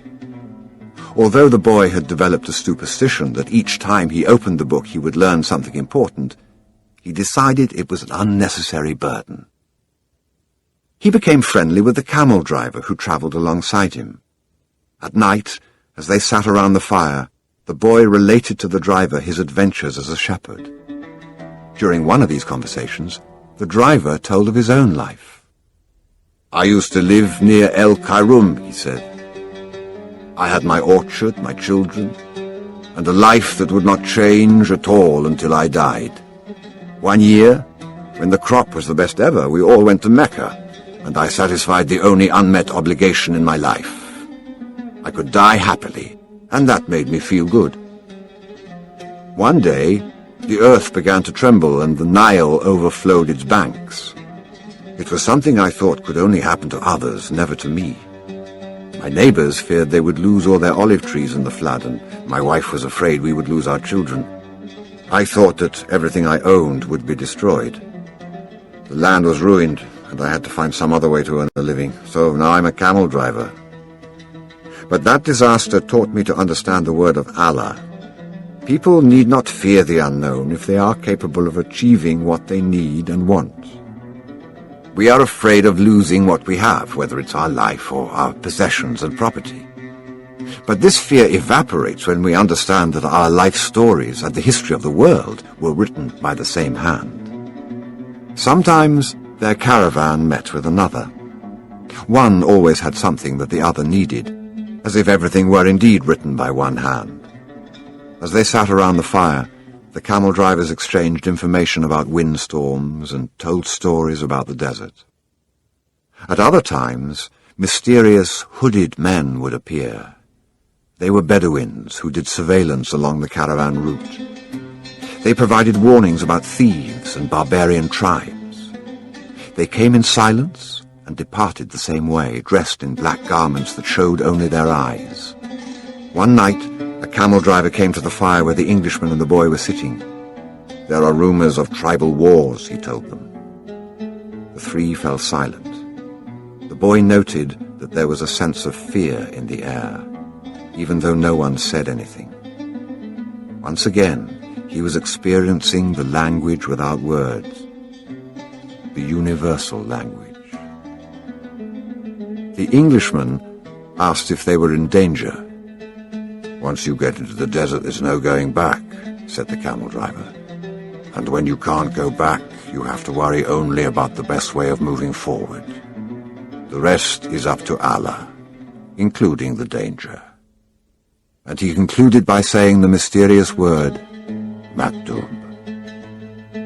"You should pay more attention to the caravan," the boy said to the Englishman after the camel driver had left. "We make a lot of detours, but we're always heading for the same destination." "And you ought to read more about the world," answered the Englishman. "Books are like caravans in that respect." The immense collection of people and animals began to travel faster. The days had always been silent, but now even the nights, when the travellers were accustomed to talking around the fires, had also become quiet. And one day, the leader of the caravan made the decision that the fires should no longer be lighted, so as not to attract attention to the caravan. The travellers adopted the practice of arranging the animals in a circle at night, sleeping together in the centre as protection against the nocturnal cold. And the leader posted armed sentinels at the fringes of the group. The Englishman was unable to sleep one night. He called to the boy, and they took a walk along the dunes surrounding the encampment. There was a full moon, and the boy told the Englishman the story of his life. The Englishman was fascinated with the part about the progress achieved at the crystal shop after the boy began working there. "That's the principle that governs all things," he said. "In alchemy, it's called the soul of the world. When you want something with all your heart, that's when you are closest to the soul of the world. It's always a positive force." He also said that this was not just a human gift, that everything on the face of the earth had a soul, whether mineral, vegetable or animal, or even just a simple thought. Everything on earth is being continuously transformed because the earth is alive and it has a soul. We are part of that soul, so we really recognize that it is working for us, but in the crystal shop you probably realize that even the glasses were collaborating in your success. The boy thought about that for a while as he looked at the moon and the bleached sands. "I've watched the caravan as it crossed the desert," he said. "The caravan and the desert speak the same language, and it's for that reason that the desert allows it the crossing. It's going to test the caravan's every step to see if it's in time, and if it is, we will make it to the oasis. If either of us had joined this caravan based only on personal courage, but without understanding that language, this journey would have been much more difficult." They stood there looking at the moon. "That's the magic of omens," said the boy. "I've seen how the guides read the signs of the desert, and how the soul of the caravan speaks to the soul of the desert." The Englishman said, "I'd better pay more attention to the caravan." "And I'd better read your books," said the boy. They were strange books. They spoke about Mercury, salt, dragons, and kings, and he didn't understand any of it. But there was one idea that seemed to repeat itself throughout all the books. All things are the manifestation of one thing only. In one of the books, he learned that the most important text in the literature of alchemy contained only a few lines, and had been inscribed on the surface of an emerald. "It's the emerald tablet," said the Englishman, proud that he might teach something to the boy. "Well, then why do we need all these books?" the boy asked. "So that we can understand those few lines," the Englishman answered, without appearing really to believe what he said. The book that most interested the boy told the stories of the famous alchemists. They were men who had dedicated their entire lives to the purification of metals in their laboratories. They believed that if a metal were heated for many years, it would free itself of all its individual properties, and what was left would be the soul of the world. This soul of the world allowed them to understand anything on the face of the earth, because it was the language with which all things communicated. They called that discovery the master work.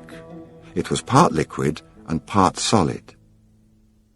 "Can't you just observe men and omens in order to understand the language?" the boy asked. "You have a mania for simplifying everything," answered the Englishman, irritated. "Alchemy is a serious discipline. Every step has to be followed exactly as it was followed by the masters." The boy learned that the liquid part of the masterwork was called the elixir of life, and that it cured all illnesses. It also kept the alchemist from growing old. And the solid part was called the philosopher's stone. "It's not easy to find the philosopher's stone," said the Englishman. "The alchemists spent years in their laboratories observing the fire that purified the metals. They spent so much time close to the fire that gradually they gave up the vanities of the world. They discovered that the purification of the metals had led to a purification of themselves." The boy thought about the crystal merchant. He had said that it was a good thing for the boy to clean the crystal pieces, so that he could free himself from negative thoughts. The boy was becoming more and more convinced that alchemy could be learned in one's daily life. "Also," said the Englishman, "the philosopher's stone has a fascinating property.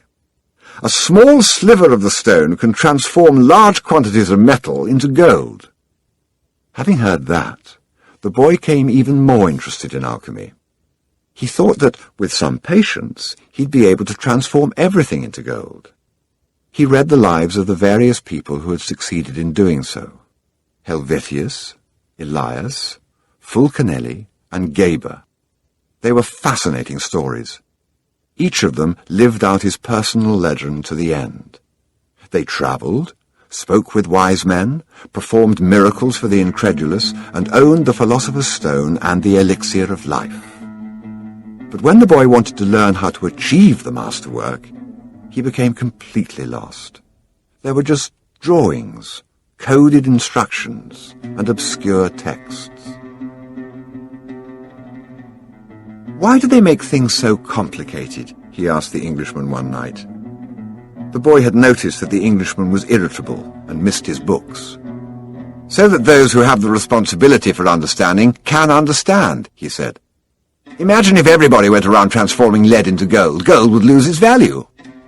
It's only those who are persistent and willing to study things deeply who achieve the masterwork. That's why I'm here in the middle of the desert. I'm seeking a true alchemist who will help me to decipher the codes. When were these books written? The boy asked. Many centuries ago. They didn't have the printing press in those days, the boy argued. There was no way for everyone to know about alchemy. Why do they use such strange language with so many drawings? The Englishman didn't answer him directly. He said that for the past few days he'd been paying attention to how the caravan operated, and that he hadn't learned anything new. The only thing he had noticed was that the talk of war was becoming more and more frequent. Then, one day, the boy returned the books to the Englishman. "Did you learn anything?" the Englishman asked, eager to hear what it might be. He needed someone to talk to, so as to avoid thinking about the possibility of war. "I learned that the world has a soul, and that whoever understands that soul can also understand the language of things. I learned that many alchemists realized their personal legends and wound up discovering the soul of the world, the philosopher's stone, and the elixir of life. But above all, I learned that these things are all so simple that they could be written on the surface of an emerald." The Englishman was disappointed.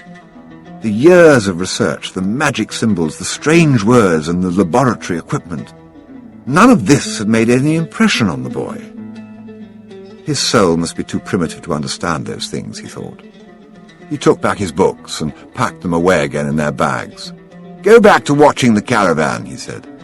"That didn't teach me anything either." The boy went back to contemplating the silence of the desert and the sand raised by the animals.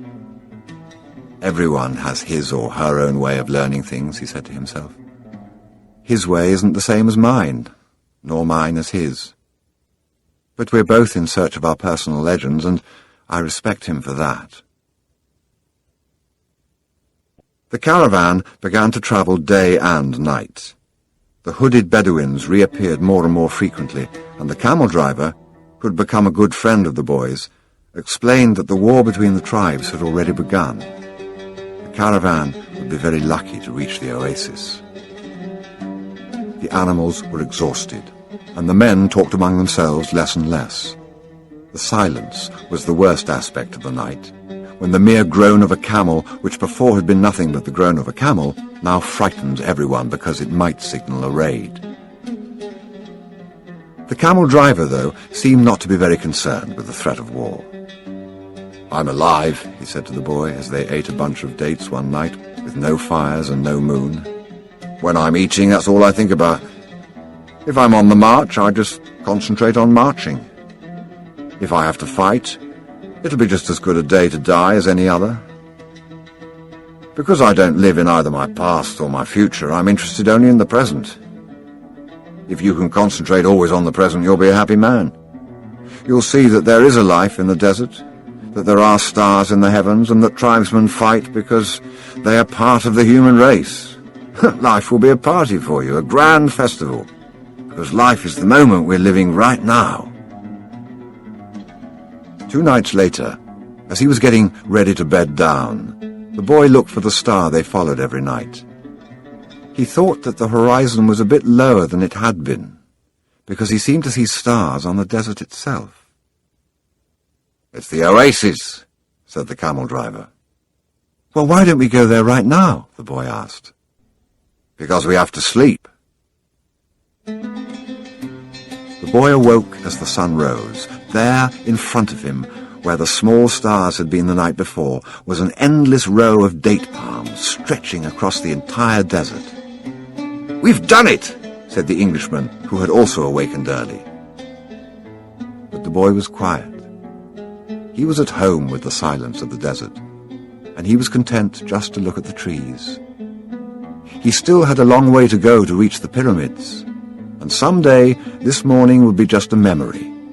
But this was the present moment, the party the camel driver had mentioned, and he wanted to live it as he did the lessons of his past and his dreams of the future. Although the vision of the date palms would someday be just a memory, right now it signified shade, water, and a refuge from the war. Yesterday the camel's drone signaled danger, and now a row of date palms could herald a miracle. The world speaks many languages, the boy thought. The times rush past, and so do the caravans, thought the alchemist, as he watched the hundreds of people and animals arriving at the oasis.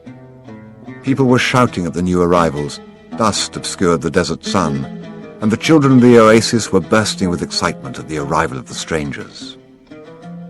The alchemist saw the tribal chiefs greet the leader of the caravan and converse with him at length.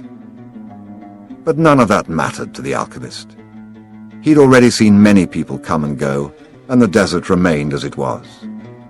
He'd seen kings and beggars walking the desert sands. The dunes were changed constantly by the wind, yet these were the same sands he had known since he was a child. He always enjoyed seeing the happiness that the travellers experienced when, after weeks of yellow sand and blue sky, they first saw the green of the date palms. Maybe God created the desert so that man could appreciate the date trees, he thought. He decided to concentrate on more practical matters. He knew that in the caravan there was a man to whom he was to teach some of his secrets. The omens had told him so. He didn't know the man yet, but his practiced eye would recognize him when he appeared. He hoped that it would be someone as capable as his previous apprentice. I don't know why these things have to be transmitted by word of mouth, he thought. It wasn't exactly that they were secrets. God revealed his secrets easily to all his creatures. He had only one explanation for this fact. Things have to be transmitted this way because they were made up from the pure life, and this kind of life cannot be captured in pictures or words. Because people become fascinated with pictures and words and wind up forgetting the language of the world. The boy couldn't believe what he was seeing. The oasis, rather than being just a well surrounded by a few palm trees, as he had seen once in a geography book, was much larger than many towns back in Spain. There were 300 wells, 50,000 date trees, and innumerable coloured tents spread among them. "It looks like 1,001 nights," said the Englishman, impatient to meet with the alchemist. They were surrounded by children, curious to look at the animals and people that were arriving. The men of the oasis wanted to know if they had seen any fighting, and the women competed with one another for access to the cloth and precious stones brought by the merchants. The silence of the desert was a distant dream. The travellers in the caravan were talking incessantly, laughing and shouting as if they had emerged from the spiritual world and found themselves once again in the world of people. They were relieved and happy. They had been taking careful precautions in the desert, but the camel driver explained to the boy that oases were always considered to be neutral territories because the majority of the inhabitants were women and children. There were oases throughout the desert, but the tribesmen fought in the desert, leaving the oases as places of refuge. With some difficulty, the leader of the caravan brought all his people together and gave them his instructions. The group was to remain there at the oasis until the conflict between the tribes was over. Since they were visitors, they would have to share living space with those who lived there and would be given the best accommodations. That was the law of hospitality. Then he asked that everyone, including his own sentinels, hand over their arms to the men appointed by the tribal chieftains. "Those are the rules of war," the leader explained. "The oases may not shelter armies or troops." To the boy's surprise, the Englishman took a chrome-plated revolver out of his bag and gave it to the men who were collecting the arms. "Why a revolver?" he asked. "It helped me to trust in people," the Englishman answered. Meanwhile, the boy thought about his treasure. The closer he got to the realization of his dream, the more difficult things became. It seemed as if what the old king had called beginner's luck was no longer functioning. In his pursuit of the dream, he was being constantly subjected to tests of his persistence and courage. So he could not be hasty nor impatient. If he pushed forward impulsively, he would fail to see the signs and omens left by God along his path. God placed them along my path. He had surprised himself with the thought. Until then, he had considered omens to be things of this world, like eating or sleeping, or like seeking love or finding a job. He'd never thought of them in terms of a language used by God to indicate what he should do. Don't be impatient, he repeated to himself. It's like the camel driver said, eat when it's time to eat, and move along when it's time to move along. That first day, everyone slept from exhaustion, including the Englishman. The boy was assigned a place far from his friend in a tent with 5 other young men of about his age. They were people of the desert and clamored to hear his stories about the great cities. The boy told them about his life as a shepherd and was about to tell them of his experiences at the crystal shop when the Englishman came into the tent. "I've been looking for you all morning," he said, as he led the boy outside. "I need you to help me to find out where the alchemist lives." First, they tried to find him on their own. An alchemist would probably live in a manner that was different from that of the rest of the people of the oasis, and it was likely that in his tent an oven was continuously burning. They searched everywhere, and found that the oasis was much larger than they could have imagined. There were hundreds of tents. "We've wasted almost the entire day," said the Englishman, sitting down with the boy near one of the wells. "Maybe we'd better ask someone," the boy suggested. The Englishman didn't want to tell others about his reasons for being at the oasis, and couldn't make up his mind. But finally he agreed that the boy who spoke better Arabic than he should do so. The boy approached a woman who had come to the well to fill a goatskin with water. "Good afternoon, ma'am. I'm trying to find out where the alchemist lives here at the oasis." The woman said she'd never heard of such a person and hurried away. But before she fled, she advised the boy that he had better not try to converse with women who were dressed in black, because they were married women. He should respect tradition. The Englishman was disappointed. It seemed he had made the long journey for nothing. The boy was also saddened. His friend was in pursuit of his personal legend, and when someone was in such a pursuit, the entire universe made an effort to help him succeed. That's what the old king had said. He couldn't have been wrong. "I had never heard of alchemists before," the boy said. "Maybe no one here has either." The Englishman's eyes lit up. "That's it! Maybe no one here knows what an alchemist is. Find out who it is who cures the people's illnesses."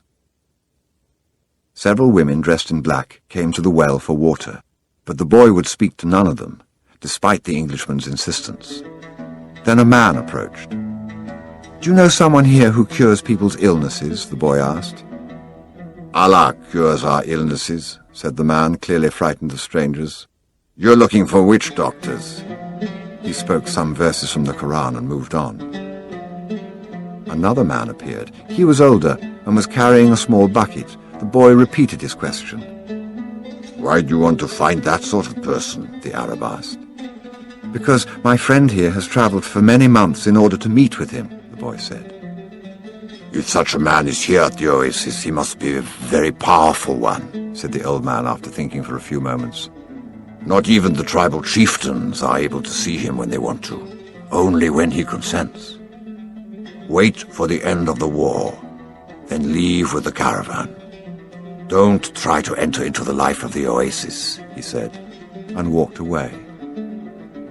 But the Englishman was exultant. They were on the right track. Finally, a young woman approached who was not dressed in black. She had a vessel on her shoulder, and her head was covered by a veil, but her face was uncovered. The boy approached her to ask about the alchemist.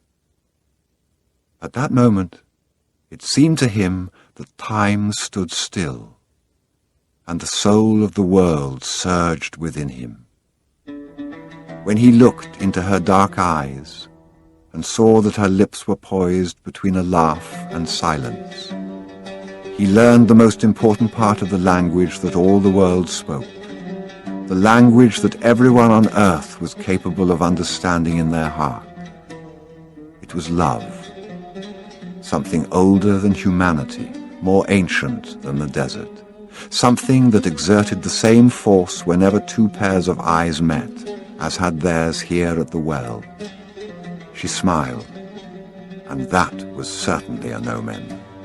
The omen he had been awaiting, without even knowing he was, for all his life. The omen he had sought to find with his sheep, and in his books, in the crystals, and in the silence of the desert. It was the pure language of the world. It required no explanation, just as the universe needs none as it travels through endless time. What the boy felt at that moment was that he was in the presence of the only woman in his life, and that, with no need for words, she recognized the same thing. He was more certain of it than of anything in the world. He had been told by his parents and grandparents that he must fall in love and really know a person before becoming committed. But maybe people who felt that way had never learned the universal language, because when you know that language, it's easy to understand that someone in the world awaits you, whether it's in the middle of the desert or in some great city. And when two such people encounter each other and their eyes meet, the past and the future become unimportant. There is only that moment, and the incredible certainty that everything under the sun has been written by one hand only. It is the hand that evokes love and creates a twin soul for every person in the world. Without such love, one's dreams would have no meaning. Maktub, thought the boy. The Englishman shook the boy. Come on, ask her. The boy stepped closer to the girl, and when she smiled, he did the same. What's your name? He asked. Fatima, the girl said, averting her eyes.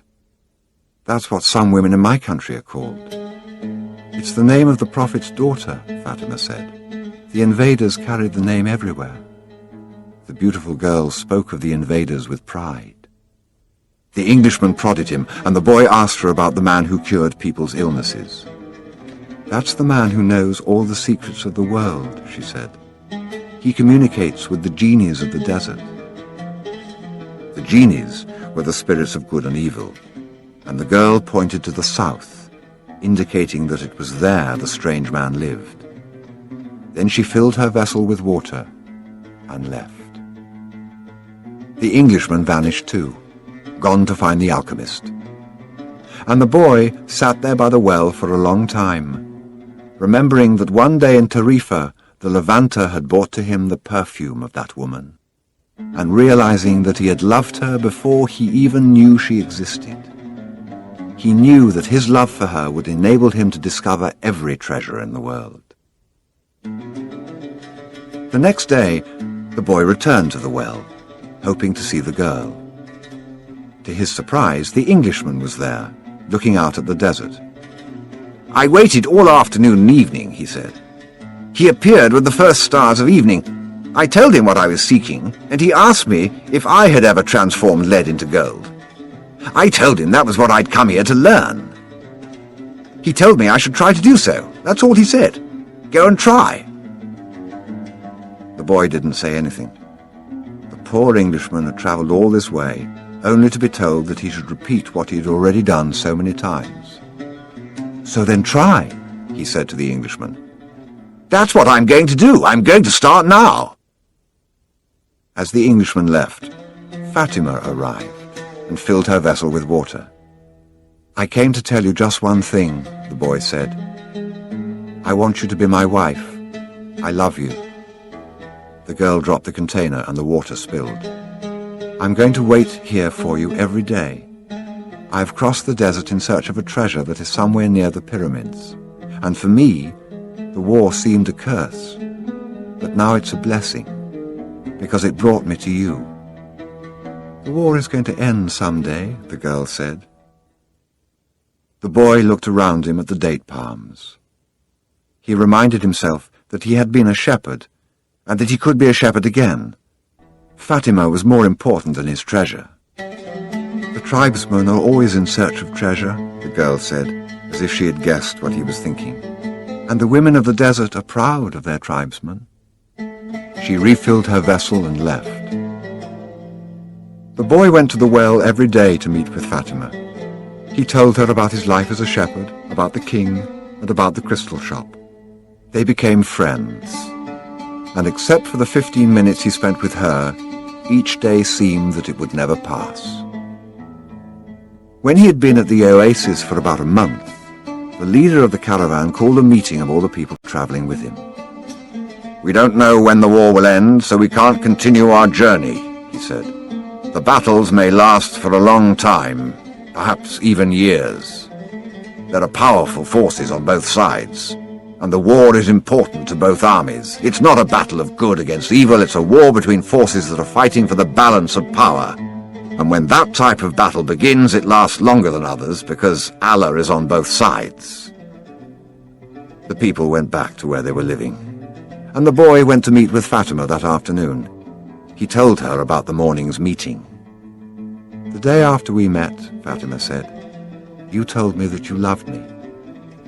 Then you taught me something of the universal language and the soul of the world. Because of that, I have become a part of you." The boy listened to the sound of her voice and thought it to be more beautiful than the sound of the wind in the date palms. "I have been waiting for you here at this oasis for a long time. I have forgotten about my past, about my traditions, and the way in which men of the desert expect women to behave. Ever since I was a child, I have dreamed that the desert would bring me a wonderful present. Now my present has arrived, and it's you." The boy wanted to take her hand, but Fatima's hands held to the handles of her jug. "You have told me about your dreams, about the old king and your treasure, and you've told me about omens. So now I fear nothing, because it was those omens that brought you to me. I am a part of your dream, a part of your personal legend, as you call it. That's why I want you to continue toward your goal. If you have to wait until the war is over, then wait. But if you have to go before then, go on in pursuit of your dream. The dunes are changed by the wind, but the desert never changes. That's the way it will be with our love for each other." "Maktub," she said, "if I am really a part of your dream, you'll come back one day." The boy was sad as he left her that day. He thought of all the married shepherds he had known. They had a difficult time convincing their wives that they had to go off into distant fields. Love required them to stay with the people they loved. He told Fatima that at their next meeting. "The desert takes our men from us, and they don't always return," she said. "We know that, and we are used to it. Those who don't return become a part of the clouds, a part of the animals that hide in the ravines, and of the water that comes from the earth. They become a part of everything. They become the soul of the world. Some do come back, and then the other women are happy because they believe that their men may one day return as well. I used to look at those women and envy them their happiness. Now I too will be one of the women who wait. I'm a desert woman, and I'm proud of that. I want my husband to wander as free as the wind that shapes the dunes. And if I have to, I will accept the fact that he's become a part of the clouds and the animals and the water of the desert." The boy went to look for the Englishman. He wanted to tell him about Fatima. He was surprised when he saw that the Englishman had built himself a furnace outside his tent. It was a strange furnace fueled by firewood with a transparent flask heating on the top. As the Englishman stared out at the desert, his eyes seemed brighter than they had when he was reading his books. "This is the first phase of the job," he said. "I have to separate out the sulfur. Now, to do that successfully, I must have no fear of failure. It was my fear of failure that first kept me from attempting the masterwork. Now I'm beginning what I could have started 10 years ago. But I'm happy at least that I didn't wait 20 years. He continued to feed the fire, and the boy stayed on until the desert turned pink in the setting sun. He felt the urge to go out into the desert, to see if its silence held the answers to his questions. He wandered for a while, keeping the date palms of the oasis within sight. He listened to the wind and felt the stones beneath his feet. Here and there he found a shell and realized that the desert in remote times had been a sea. He sat on a stone and allowed himself to become hypnotized by the horizon. He tried to deal with the concept of love as distinct from possession and couldn't separate them. But Fatima was a woman of the desert, and if anything could help him to understand, it was the desert. As he sat there thinking, he sensed movement above him. Looking up, he saw a pair of hawks flying high in the sky. He watched the hawks as they drifted on the wind. Although their flight appeared to have no pattern, it made a certain kind of sense to the boy. It was just that he couldn't grasp what it meant. He followed the movement of the birds, trying to read something into it. Maybe these desert birds could explain to him the meaning of love without ownership. He felt sleepy. In his heart, he wanted to remain awake, but he also wanted to sleep. I'm learning the language of the world, and everything in the world is beginning to make sense to me, even the flight of the hawks, he said to himself. And in that mood, he was grateful to be in love. When you're in love, things make even more sense, he thought. Suddenly, one of the hawks made a flashing dive through the sky, attacking the other. As it did so, a sudden, fleeting image came to the boy, an army, with its swords at the ready, riding into the oasis. The vision vanished immediately, but it had shaken him. He had heard people speak of mirages, and he had already seen some himself. They were desires that, because of their intensity, materialized over the sounds of the desert. But he certainly didn't desire that an army invade the oasis. He wanted to forget about the vision and return to his meditation. He tried again to concentrate on the pink shades of the desert and its stones, but there was something there in his heart that wouldn't allow him to do so. Always heed the omens, the old king had said. The boy recalled what he had seen in the vision and sensed that it was actually going to occur. He rose and made his way back toward the palm trees. Once again he perceived the many languages in the things about him. This time the desert was safe, and it was the oasis that had become dangerous. The camel driver was seated at the base of a palm tree, observing the sunset. He saw the boy appear from the other side of the dunes. "An army is coming," the boy said. "I had a vision." The desert fills men's hearts with visions, the camel driver answered. But the boy told him about the hawks, that he had been watching their flight and had suddenly felt himself to have plunged to the soul of the world. The camel driver understood what the boy was saying. He knew that any given thing on the face of the earth could reveal the history of all things. One could open a book to any page, or look at a person's hand. One could turn a card, or watch the flight of the birds. Whatever the thing observed, one could find a connection with his experience of the moment. Actually, it wasn't that those things in themselves revealed anything at all. It was just that people, looking at what was occurring around them, could find a means of penetration to the soul of the world. The desert was full of men who earned their living based on the ease with which they could penetrate to the soul of the world. They were known as seers, and they were held in fear by women and the elderly. Tribesmen were also wary of consulting them because it would be impossible to be effective in battle if one knew that he was fated to die. The tribesmen preferred the taste of battle and the thrill of not knowing what the outcome would be. The future was already written by Allah, and what he had written was always for the good of man. So the tribesmen lived only for the present, because the present was full of surprises, and they had to be aware of many things. Where was the enemy's sword? Where was his horse? What kind of blow should one deliver next in order to remain alive? The camel driver was not a fighter, and he had consulted with seers. Many of them had been right about what they said, while some had been wrong. Then one day, the oldest seer he had ever sought out, and the one most to be feared, had asked why the camel driver was so interested in the future. "Well, so I can do things," he had responded, "and so I can change those things that I don't want to happen." "But then they wouldn't be part of your future," the seer had said. "Well, maybe I just want to know the future so I can prepare myself for what's coming." "If good things are coming, they will be a pleasant surprise," said the seer. "If bad things are, and you know in advance, you will suffer greatly before they even occur." "I want to know about the future because I'm a man," the camel driver had said to the seer, "and men always live their lives based on the future." The seer was a specialist in the casting of twigs. He threw them on the ground and made interpretations based on how they fell. That day, he didn't make a cast. He wrapped the twigs in a piece of cloth and put them back in his bag.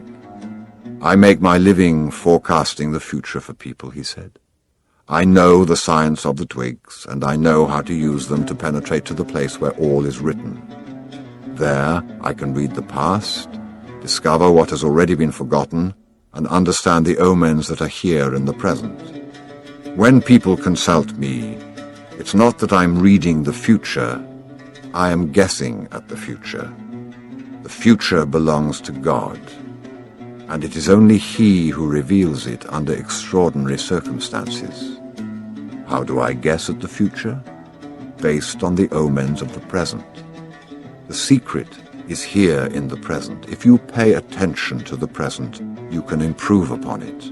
And if you improve on the present, what comes later will also be better. Forget about the future, and live each day according to the teachings, confident that God loves His children. Each day, in itself, brings with it an eternity." The camel driver had asked what the circumstances were under which God would allow him to see the future. Only when He Himself reveals it. And God only rarely reveals the future. When He does so, it is for only one reason. It's a future that was written so as to be altered. God had shown the boy a part of the future, the camel driver thought. Why was it that He wanted the boy to serve as His instrument? "Go and speak to the tribal chieftains," said the camel driver. "Tell them about the armies that are approaching." "They'll laugh at me." "No, they are men of the desert, and the men of the desert are used to dealing with omens." "Well, then, they probably already know." "They're not concerned with that right now. They believe that if they have to know about something Allah wants them to know, someone will tell them about it. It has happened many times before, but this time the person is you." The boy thought of Fatima, and he decided he would go to see the chiefs of the tribes. The boy approached the guard at the front of the huge white tent at the center of the oasis. "I want to see the chieftains. I've brought omens from the desert." Without responding, the guard entered the tent, where he remained for some time. When he emerged, it was with a young Arab dressed in white and gold. The boy told the younger man what he had seen, and the man asked him to wait there. He disappeared into the tent. Night fell, and an assortment of fighting men and merchants entered and exited the tent. One by one, the campfires were extinguished, and the oasis fell as quiet as the desert. Only the lights in the great tent remained. During all this time, the boy thought about Fatima, and he was still unable to understand his last conversation with her. Finally, after hours of waiting, the guard bade the boy enter. The boy was astonished by what he saw inside. Never could he have imagined that here, in the middle of the desert, there existed a tent like this one. The ground was covered with the most beautiful carpets he'd ever walked upon, and from the top of the structure hung lamps of hand-wrought gold, each with a lighted candle. The tribal chieftains were seated at the back of the tent in a semicircle, resting upon richly embroidered silk cushions. Servants came and went with silver trays laden with spices and tea. Other servants maintained the fires in the hookahs. The atmosphere was suffused with the sweet scent of smoke. There were 8 chieftains, But the boy could see immediately which one of them was the most important. An Arab dressed in white and gold, seated at the center of the semicircle. At his side was the young Arab the boy had spoken with earlier. "Who is this stranger who speaks of omens?" asked one of the chieftains, eyeing the boy. "It is I," the boy answered, and he told what he had seen. "Why would the desert reveal such things to a stranger when it knows that we have been here for generations?" said another of the chieftains. "Because my eyes are not yet accustomed to the desert," the boy said. "I can see things that eyes habituated to the desert might not see. And also because I know about the soul of the world," he thought to himself. "The oasis is neutral ground. No one attacks an oasis," said the third chieftain. "I can only tell you what I saw. If you don't want to believe me, you don't have to do anything about it." The men fell into animated discussion. They spoke in an Arab dialect the boy didn't understand, but when he made to leave, the guard told him to stay. The boy became fearful. The omens told him that something was wrong. He regretted having spoken to the camel driver about what he had seen in the desert. Suddenly, the elder at the center smiled almost imperceptibly, and the boy felt better. The man hadn't participated in the discussion, and in fact hadn't said a word up to that point. But the boy was already used to the language of the world, and he could feel the vibrations of peace throughout the tent. Now his intuition was that he had been right in coming. The discussion ended. The chieftains were silent for a few moments as they listened to what the old man was saying. Then he turned to the boy. This time his expression was cold and distant.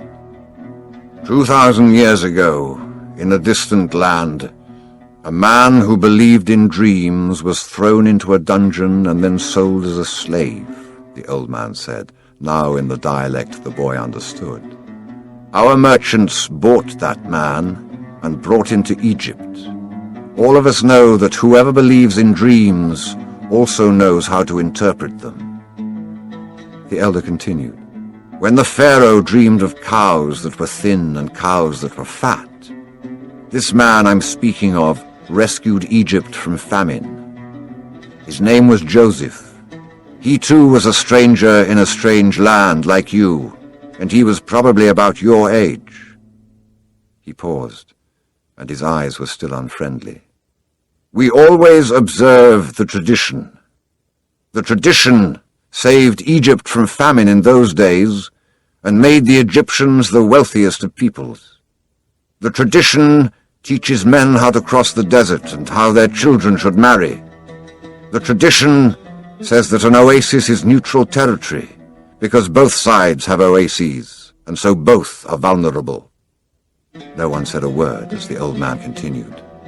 But the tradition also says that we should believe the messages of the desert.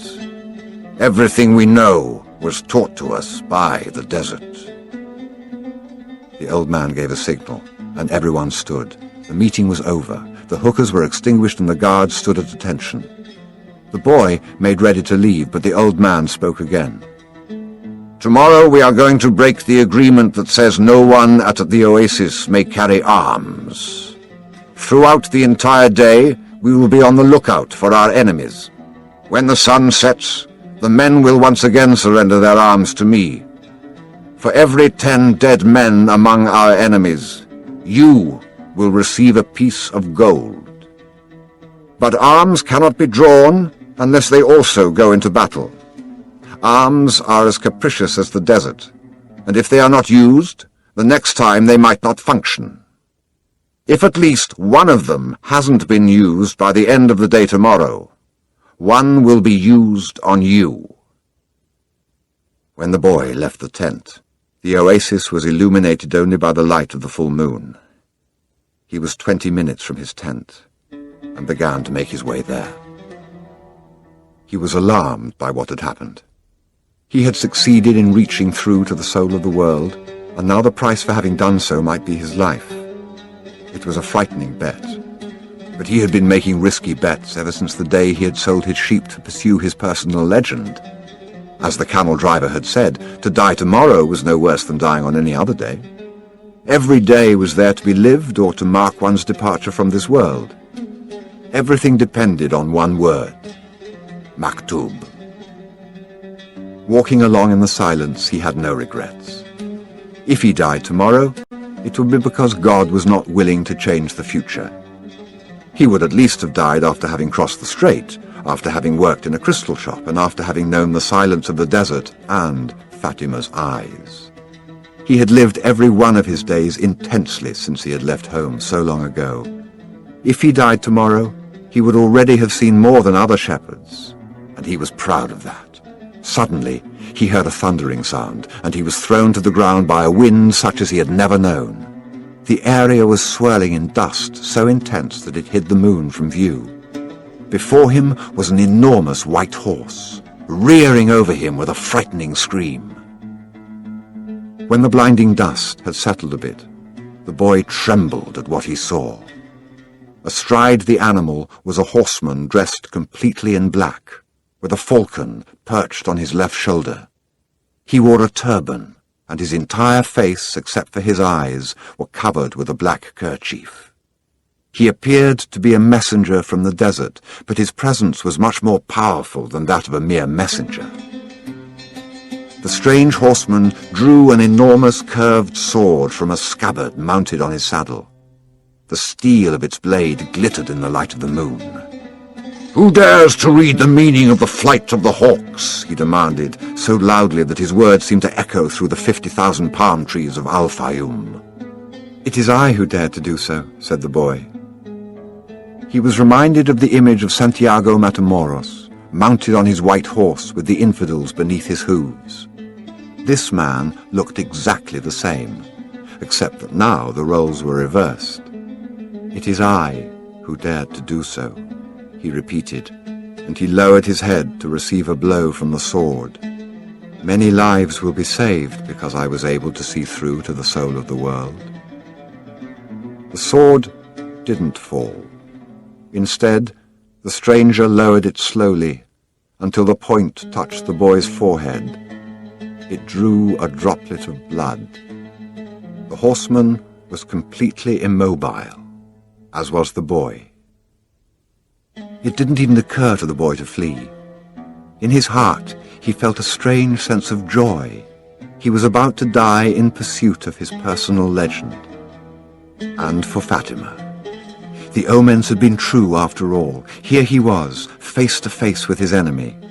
But there was no need to be concerned about dying. The soul of the world awaited him, and he would soon be a part of it. And tomorrow, his enemy would also be a part of that soul. The stranger continued to hold the sword at the boy's forehead. "Why did you read the flight of the birds?"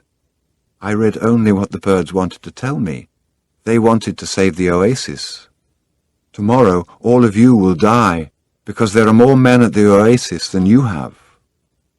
The sword remained where it was. "Who are you to change what Allah has willed?" "Allah created the armies, and he also created the hawks. Allah taught me the language of the birds. Everything has been written by the same hand," the boy said, remembering the camel driver's words. The stranger withdrew the sword from the boy's forehead, and the boy felt immensely relieved, but he still couldn't flee. "Be careful with your prognostications," said the stranger. "When something is written, there is no way to change it." "All I saw was an army," said the boy. "I didn't see the outcome of the battle." The stranger seemed satisfied with the answer, but he kept the sword in his hand.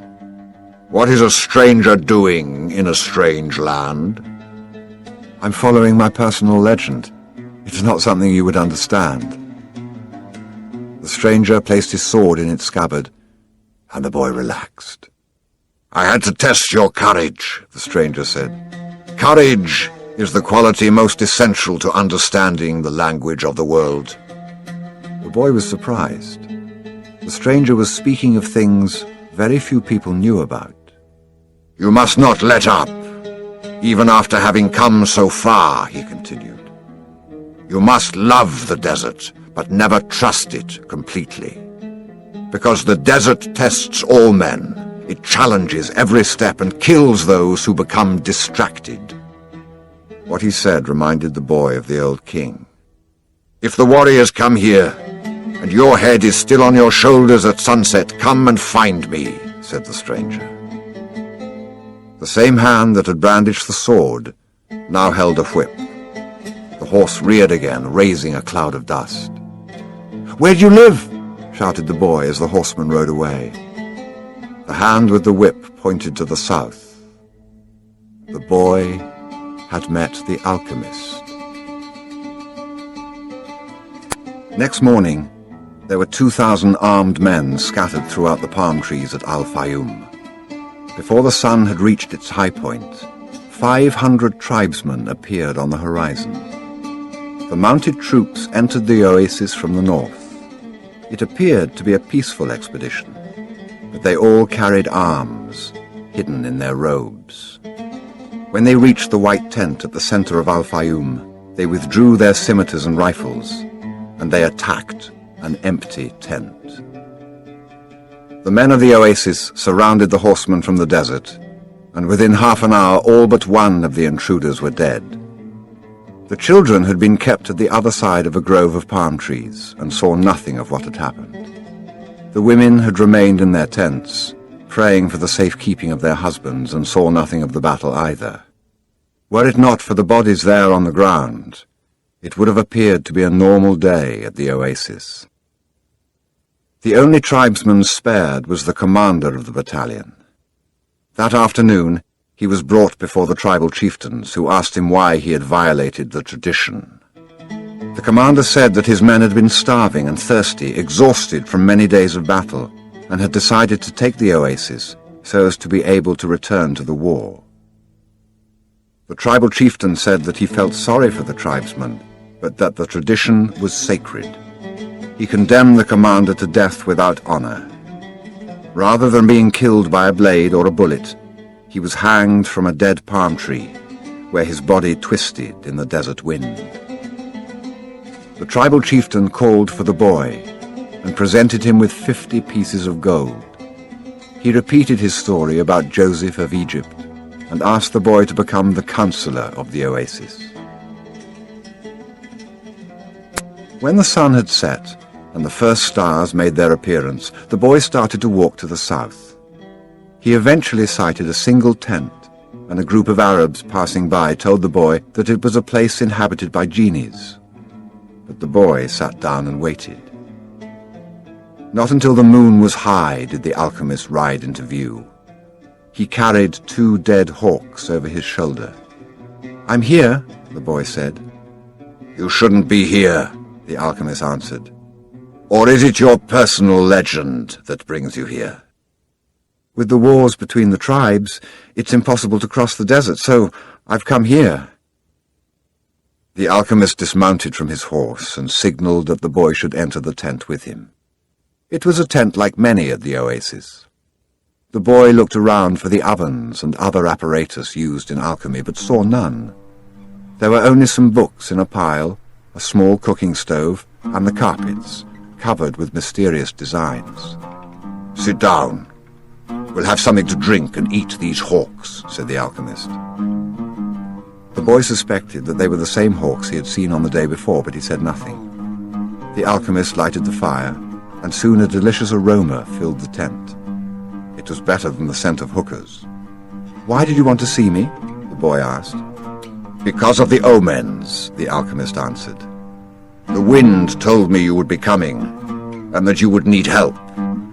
"It's not I the wind spoke about. It's the other foreigner, the Englishman. He's the one that's looking for you." "He has other things to do first, but he's on the right track. He has begun to try to understand the desert." "And what about me?" "When a person really desires something, all the universe conspires to help that person to realize his dream," said the alchemist, echoing the words of the old king. The boy understood. Another person was there to help him towards his personal legend. "So, are you going to instruct me?" "No, you already know all you need to know. I am only going to point you in the direction of your treasure." "But there's a tribal war," the boy reiterated. "I know what's happening in the deserts." "I've already found my treasure. I have a camel, I have my money from the crystal shop, and I have 50 gold pieces. In my own country, I'd be a rich man. But none of that is from the pyramids, said the alchemist. I also have Fatima. She's a treasure greater than anything else I've won. She wasn't found at the pyramids either. They ate in silence. The alchemist opened a bottle and poured a red liquid into the boy's cup. It was the most delicious wine he had ever tasted. Isn't wine prohibited here? The boy asked. It's not what enters men's mouths that's evil, said the alchemist. It's what comes out of their mouths that is. The alchemist was a bit daunting, but as the boy drank the wine, he relaxed. After they finished eating, they sat outside the tent, under a moon so brilliant that it made the stars pale. Drink and enjoy yourself, said the alchemist, noticing that the boy was feeling happier. Rest well tonight, as if you were a warrior preparing for combat. Remember that wherever your heart is, there you will find your treasure. You've got to find the treasure so that everything you have learned along the way can make sense. Tomorrow, sell your camel and buy a horse. Camels are treacherous. They walk thousands of paces and never seem to tire. Then suddenly they kneel and die. But horses tire bit by bit. You always know how much you can ask of them, and when it is that they are about to die. The following night, the boy appeared at the alchemist's tent with a horse. The alchemist was ready, and he mounted his own steed and placed the falcon on his left shoulder. He said to the boy, "Show me where there is life out in the desert. Only those who can see such signs of life are able to find treasure." They began to ride out over the sands, with the moon lighting their way. I don't know if I'll be able to find life in the desert, the boy thought. I don't know the desert that well yet. He wanted to say so to the alchemist, but he was afraid of the man. They reached the rocky place where the boy had seen the hawks in the sky, but now there was only silence and the wind. I don't know how to find life in the desert, the boy said. I know that there's life here, but I don't know where to look. Life attracts life, the alchemist answered. And then the boy understood. He loosened the reins on his horse, who galloped forward over the rocks and sand. The alchemist followed as the boy's horse ran for almost half an hour. They could no longer see the palms of the oasis, only the gigantic moon above them and its silver reflections from the stones of the desert. Suddenly, for no apparent reason, the boy's horse began to slow. There's life here, the boy said to the alchemist. I don't know the language of the desert, but my horse knows the language of life. They dismounted, and the alchemist said nothing. Advancing slowly, they searched among the stones. The alchemist stopped abruptly and bent to the ground. There was a hole there among the stones. The alchemist put his hand into the hole, and then his entire arm up to his shoulder. Something was moving there, and the alchemist's eyes, the boy could only see his eyes, squinted with his effort. His arm seemed to be battling with whatever was in the hole. Then, with a motion that startled the boy, he withdrew his arm and leapt to his feet. In his hand, he grasped a snake by the tail. The boy leapt as well, but away from the alchemist. The snake fought frantically, making hissing sounds that shattered the silence of the desert. It was a cobra, whose venom could kill a person in minutes. Watch out for his venom, the boy said. But even though the alchemist had put his hand in the hole and had surely already been bitten, his expression was calm. The alchemist is 200 years old, the Englishman had told him. He must know how to deal with snakes in the desert. The boy watched as his companion went to his horse and withdrew a scimitar. With its blade, he drew a circle in the sand, and then he placed the snake within it. The serpent relaxed immediately. Not to worry, said the alchemist. He won't leave the circle. You found life in the desert, the omen that I needed. Why was that so important? Because the pyramids are surrounded by deserts. The boy didn't want to talk about the pyramids. His heart was heavy, and he had been melancholy since the previous night. To continue his search for the treasure meant that he had to abandon Fatima. I'm going to guide you across the desert, the alchemist said. I want to stay at the oasis, the boy answered. I've found Fatima, and as far as I'm concerned, She's worth more than treasure. Fatima is a woman of the desert, said the alchemist. She knows that men have to go away in order to return, and she already has her treasure. It's you. Now she expects that you will find what it is you're looking for. Well, what if I decide to stay? Let me tell you what will happen. You'll be the counselor of the oasis. You have enough gold to buy many sheep and many camels. You'll marry Fatima, and you'll both be happy for a year. You'll learn to love the desert, and you'll get to know every one of the 50,000 palms. You'll watch them as they grow, demonstrating how the world is always changing. And you'll get better and better at understanding omens, because the desert is the best teacher there is. Sometime during the second year, you'll remember about the treasure. The omens will begin insistently to speak of it, and you'll try to ignore them. You'll use your knowledge for the welfare of the oasis and its inhabitants. The tribal chieftains will appreciate what you do, and your camels will bring you wealth and power. During the third year, the omens will continue to speak of your treasure and your personal legend.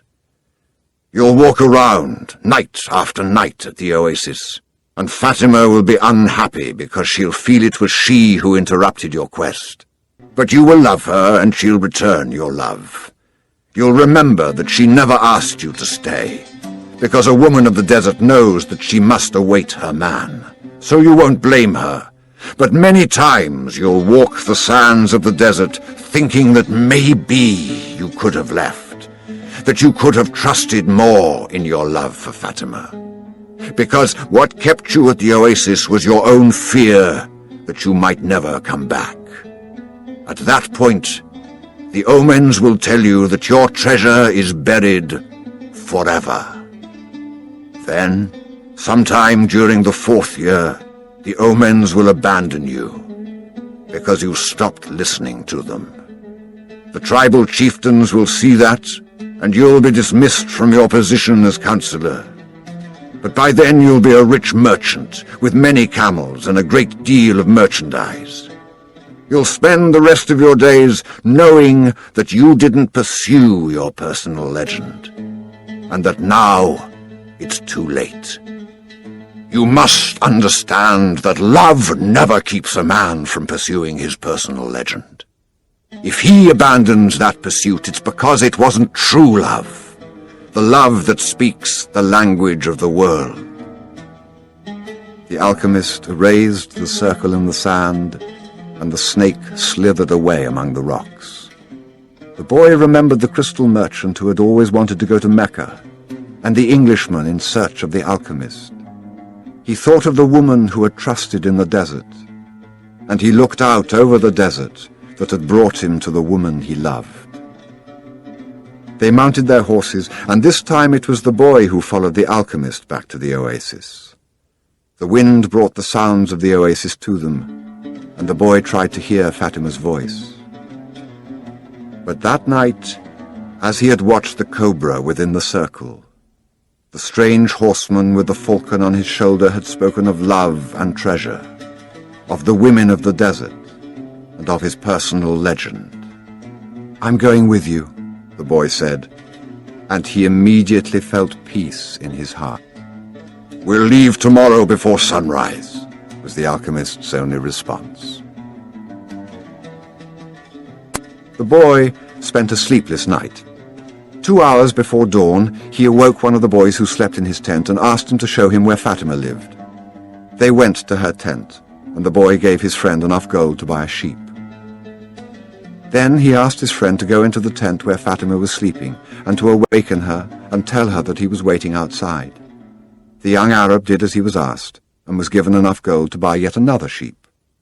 "Now leave us alone," said the boy to the young Arab. The Arab returned to his tent to sleep, proud to have helped the counselor of the oasis, and happy at having enough money to buy himself some sheep. Fatima appeared at the entrance to the tent. The two walked out among the palms. The boy knew it was a violation of the tradition, but that didn't matter to him now. "I'm going away," he said. And I want you to know that I'm coming back. I love you because—" "Don't say anything," Fatima interrupted. "One is loved because one is loved. No reason is needed for loving." But the boy continued. "I had a dream, and I met with a king. I sold crystal and crossed the desert. And because the tribes declared war, I went to the well, seeking the alchemist. So, I love you because the entire universe conspired to help me find you." The two embraced. It was the first time either had touched the other. "I'll be back," the boy said. "Before this, I always looked to the desert with longing," said Fatima. "Now it will be with hope. My father went away one day, but he returned to my mother, and he has always come back since then." They said nothing else. They walked a bit further among the palms, and then the boy left her at the entrance to her tent. "I'll return, just as your father came back to your mother," he said. He saw that Fatima's eyes were filled with tears. "You're crying." "I'm a woman of the desert," she said, averting her face. "But above all, I'm a woman." Fatima went back to her tent. And when daylight came, she went out to do the chores she had done for years. But everything had changed. The boy was no longer at the oasis, and the oasis would never again have the same meaning it had had only yesterday. It would no longer be a place with 50,000 palm trees and 300 wells where the pilgrims arrived, relieved at the end of their long journeys. From that day on, the oasis would be an empty place for her. From that day on, it was the desert that would be important. She would look to it every day and would try to guess which star the boy was following in search of his treasure.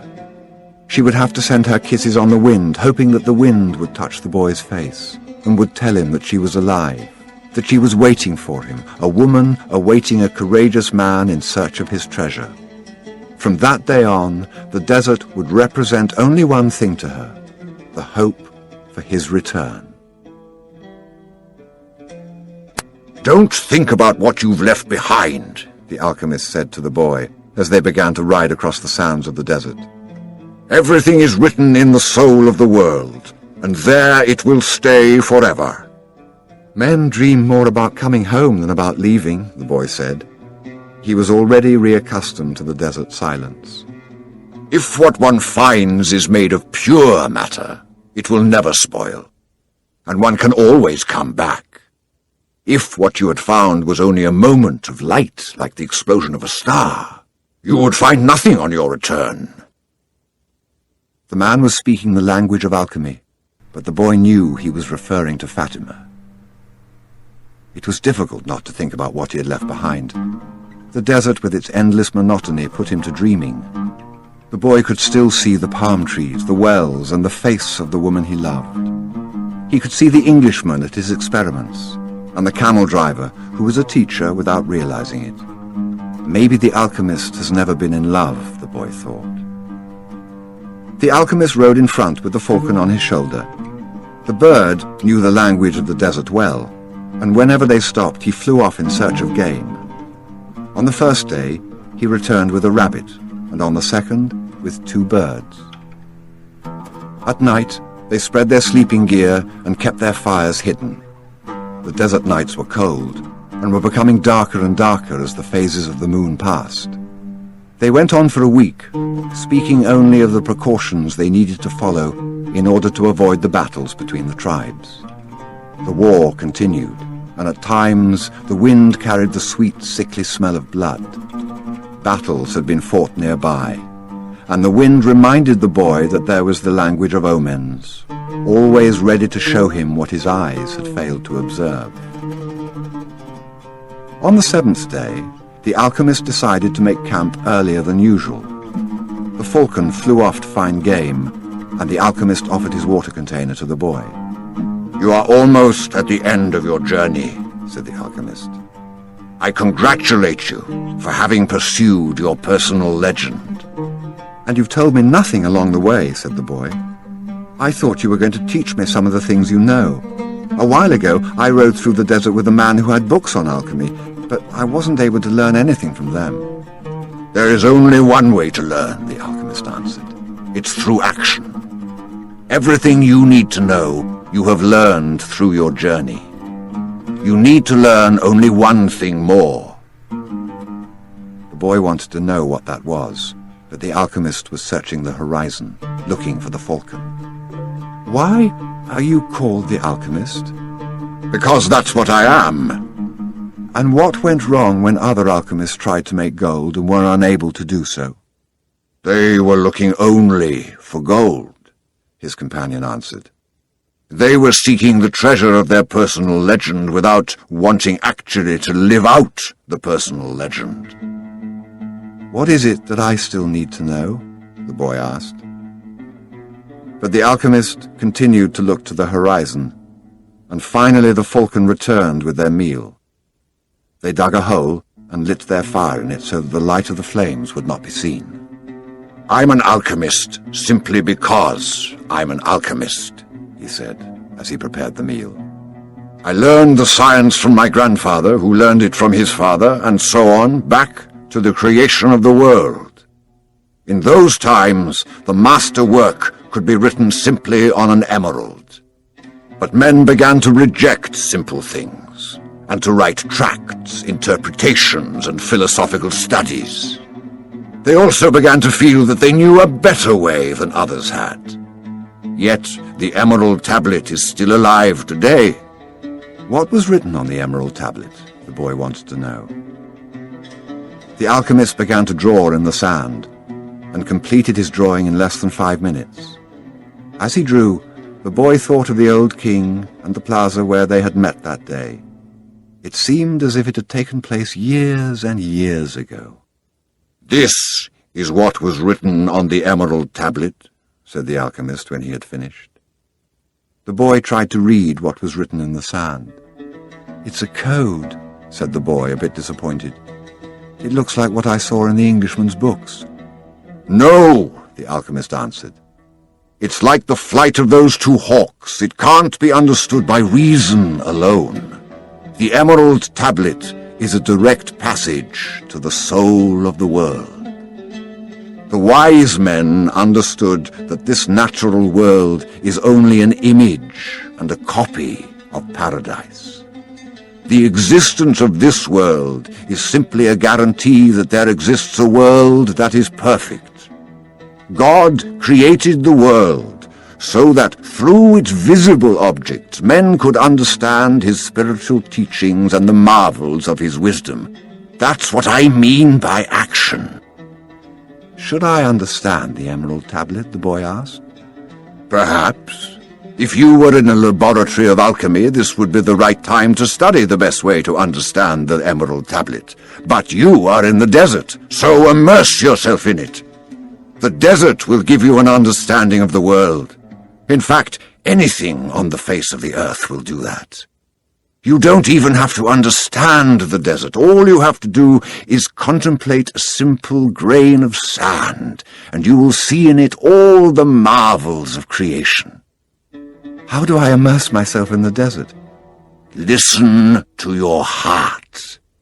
It knows all things because it came from the soul of the world, and it will one day return there." They crossed the desert for another 2 days in silence. The alchemist had become much more cautious because they were approaching the area where the most violent battles were being waged. As they moved along, the boy tried to listen to his heart. It was not easy to do. In earlier times, his heart had always been ready to tell its story, but lately that wasn't true. There had been times when his heart spent hours telling of its sadness, and at other times it became so emotional over the desert sunrise that the boy had to hide his tears. His heart beat fastest when it spoke to the boy of treasure, and more slowly when the boy stared entranced at the endless horizons of the desert. But his heart was never quiet, even when the boy and the alchemist had fallen into silence. "Why do we have to listen to our hearts?" the boy asked when they had made camp that day. "Because wherever your heart is, That is where you'll find your treasure. But my heart is agitated, the boy said. It has its dreams, it gets emotional, and it's become passionate over a woman of the desert. It asks things of me, and it keeps me from sleeping many nights when I'm thinking about her. Well, that's good. Your heart is alive. Keep listening to what it has to say. During the next 3 days, the two travellers passed by a number of armed tribesmen and saw others on the horizon. The boy's heart began to speak of fear. It told him stories it had heard from the soul of the world, stories of men who sought to find their treasure and never succeeded. Sometimes it frightened the boy with the idea that he might not find his treasure, or that he might die there in the desert. At other times, it told the boy that it was satisfied. It had found love and riches. "My heart is a traitor," the boy said to the alchemist when they had paused to rest their horses. "It doesn't want me to go on." "Oh, that makes sense," the alchemist answered. "Naturally, it's afraid that in pursuing your dream you might lose everything you've won." "Well then, why should I listen to my heart?" "Because you will never again be able to keep it quiet. Even if you pretend not to have heard what it tells you, it will always be there inside you, repeating to you what you're thinking about life and about the world." "You mean I should listen even if it's treasonous?" "Treason is a blow that comes unexpectedly. If you know your heart well, it will never be able to do that to you, because you'll know its dreams and wishes, and will know how to deal with them.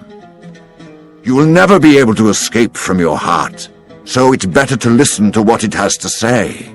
That way, you'll never have to fear an unanticipated blow." The boy continued to listen to his heart as they crossed the desert. He came to understand its dodges and tricks, and to accept it as it was. He lost his fear, and forgot about his need to go back to the oasis, because one afternoon his heart told him that it was happy. "Even though I complain sometimes," it said, "it's because I'm the heart of a person, and people's hearts are that way. People are afraid to pursue their most important dreams, because they feel they don't deserve them or that they'll be unable to achieve them. We, their hearts, become fearful just thinking of loved ones who go away forever, or of moments that could have been good but weren't, or of treasures that might have been found but were forever hidden in the sands. Because when these things happen, we suffer terribly." "My heart's afraid it'll have to suffer," the boy told the alchemist one night as they looked up at the moonless sky. "Tell your heart that the fear of suffering is worse than the suffering itself, and that no heart has ever suffered when it goes in search of its dreams, because every second of the search is a second's encounter with God and with eternity." "Every second of the search is an encounter with God," the boy told his heart. "When I have been truly searching for my treasure, every day has been luminous, because I've known that every hour was a part of the dream that I would find it. When I have been truly searching for my treasure, I've discovered things along the way that I never would have seen had I not had the courage to try things that seemed impossible for a shepherd to achieve." So his heart was quiet for an entire afternoon. That night, the boy slept deeply, and when he awoke, his heart began to tell him things that came from the soul of the world. It said that all people who are happy have God within them, and that happiness could be found in a grain of sand from the desert, as the alchemist had said, because a grain of sand is a moment of creation, and the universe has taken millions of years to create it. Everyone on earth has a treasure that awaits him, his heart said. We, people's hearts, seldom say much about those treasures because people no longer want to go in search of them. We speak of them only to children. Later, we simply let life proceed in its own direction, towards its own fate. But, unfortunately, very few follow the path laid out for them, the path to their personal legends and to happiness. Most people see the world as a threatening place, and because they do, the world turns out indeed to be a threatening place. So we, their hearts, speak more and more softly. We never stop speaking out, but we begin to hope that our words won't be heard. We don't want people to suffer because they don't follow their hearts. Why don't people's hearts tell them to continue to follow their dreams, the boy asked the alchemist. Because that's what makes a heart suffer most, and hearts don't like to suffer. From then on, the boy understood his heart. He asked it, please, never to stop speaking to him. He asked that, when he wandered far from his dreams, his heart press him and sound the alarm. The boy swore that every time he heard the alarm, he would heed its message. That night, he told all of this to the alchemist, and the alchemist understood that the boy's heart had returned to the soul of the world. So what should I do now? The boy asked. Continue in the direction of the pyramids, said the alchemist, and continue to pay heed to the omens. Your heart is still capable of showing you where the treasure is. Is that the one thing I still need you to know? No, the alchemist answered. What you still need to know is this.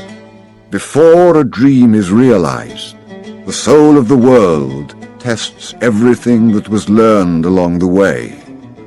It does this not because it is evil, but so that we can, in addition to realizing our dreams, master the lessons we've learned as we've moved toward that dream.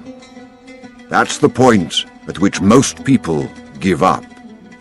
It's the point at which, as we say in the language of the desert, one dies of thirst just when the palm trees have appeared on the horizon.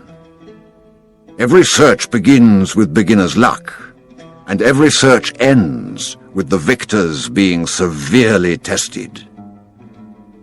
The boy remembered an old proverb from his country.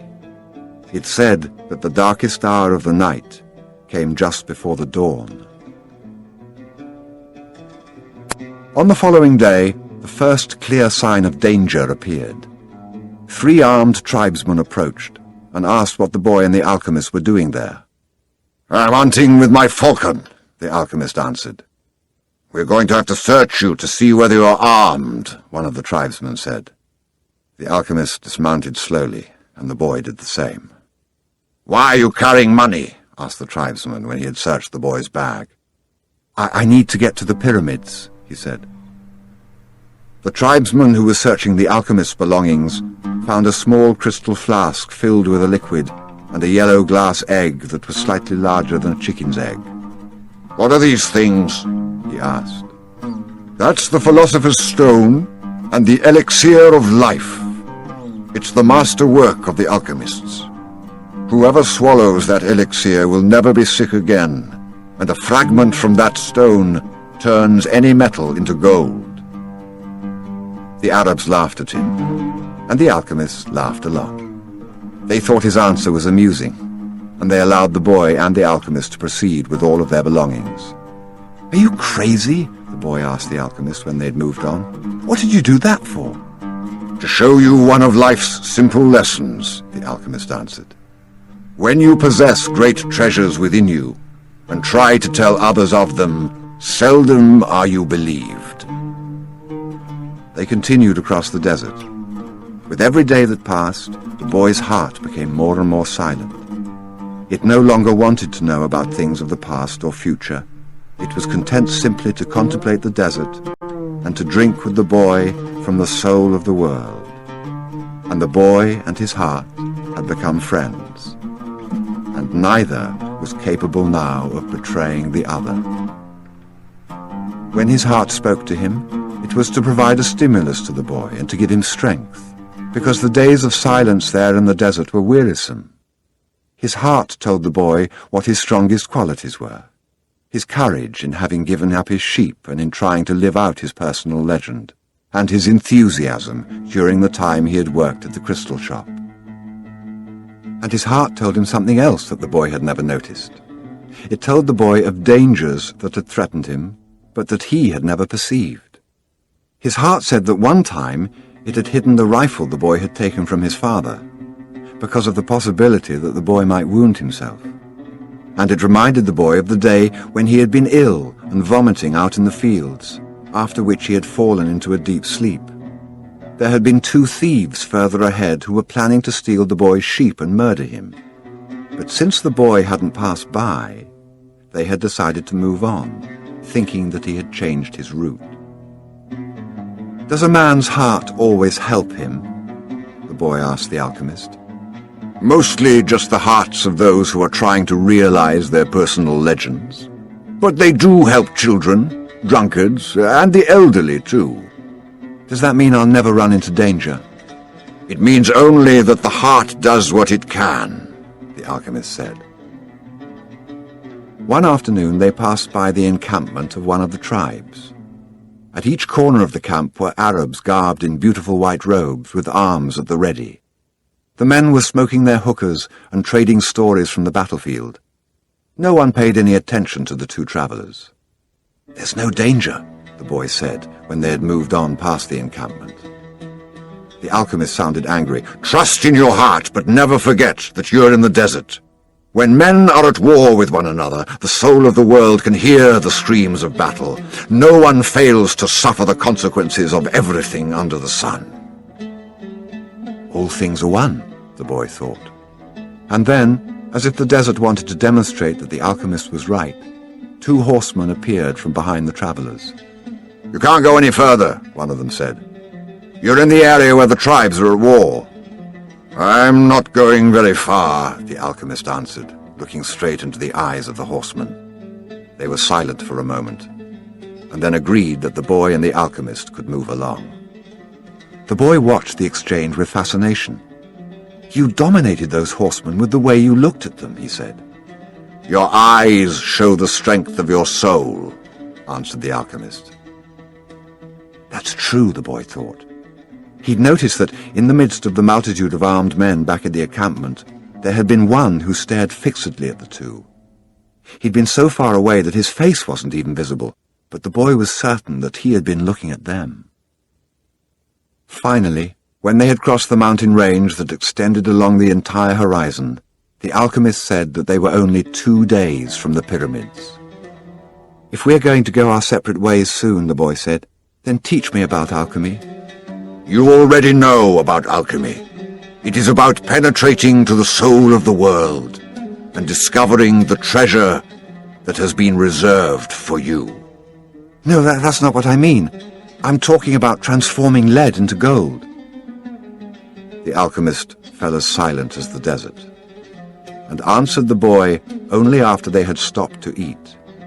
"Everything in the universe evolved," he said. "And, for wise men, gold is the metal that evolved the furthest. Don't ask me why, I don't know why. I just know that the tradition is always right. Men have never understood the words of the wise. So gold, instead of being seen as a symbol of evolution, became the basis for conflict." "There are many languages spoken by things," the boy said.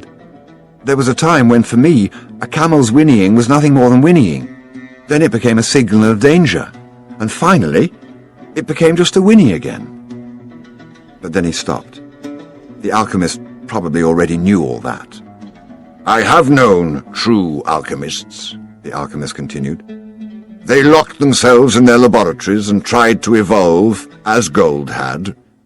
And they found the Philosopher's Stone because they understood that when something evolves, everything around that thing evolves as well.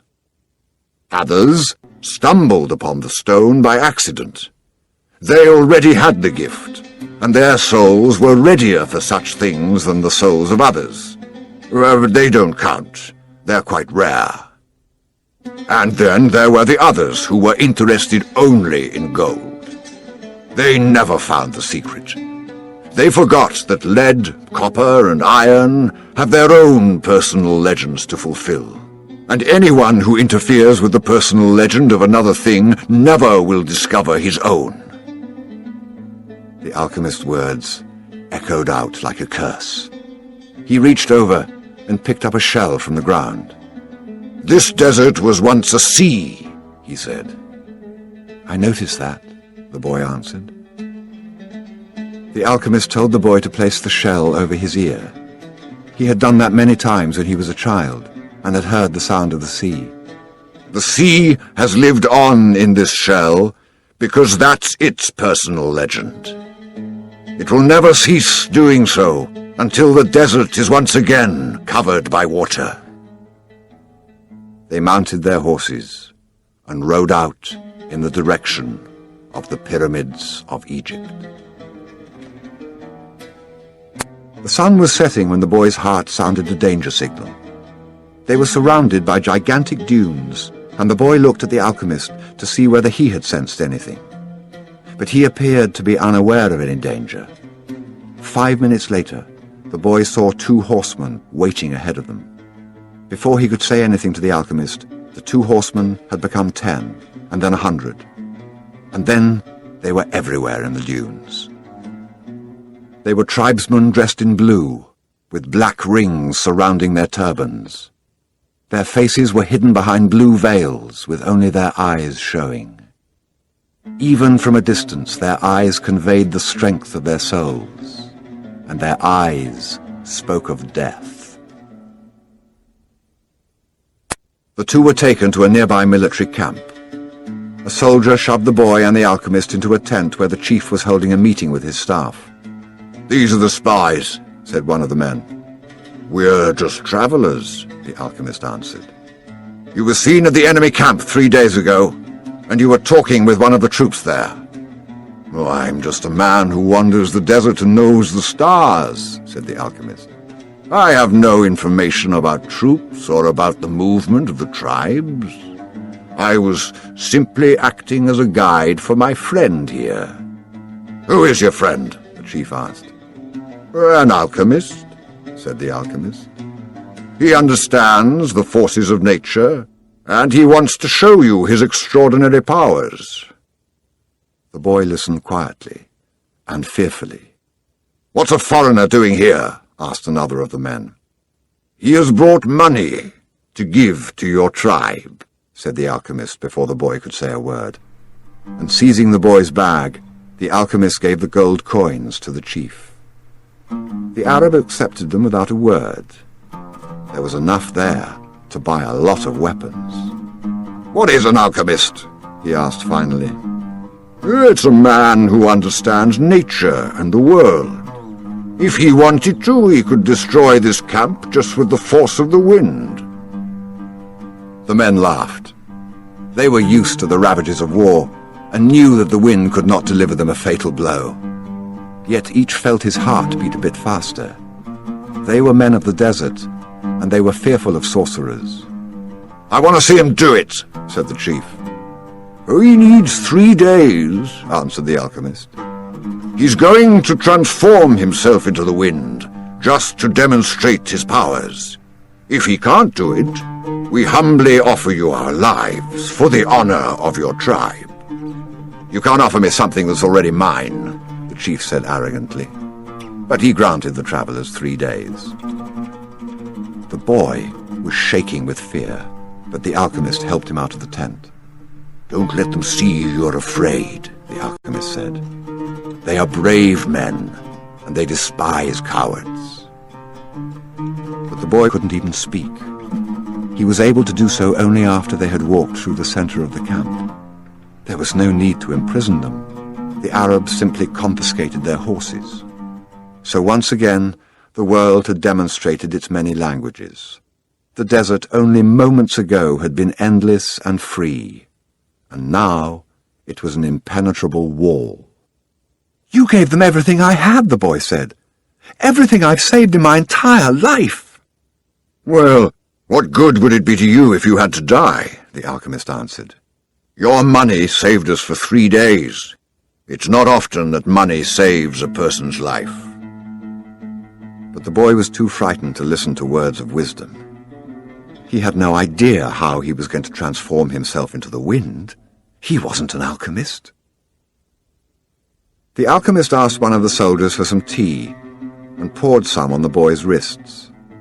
A wave of relief washed over him, and the alchemist muttered some words that the boy didn't understand. "Don't give in to your fears," said the alchemist in a strangely gentle voice. "If you do, you won't be able to talk to your heart."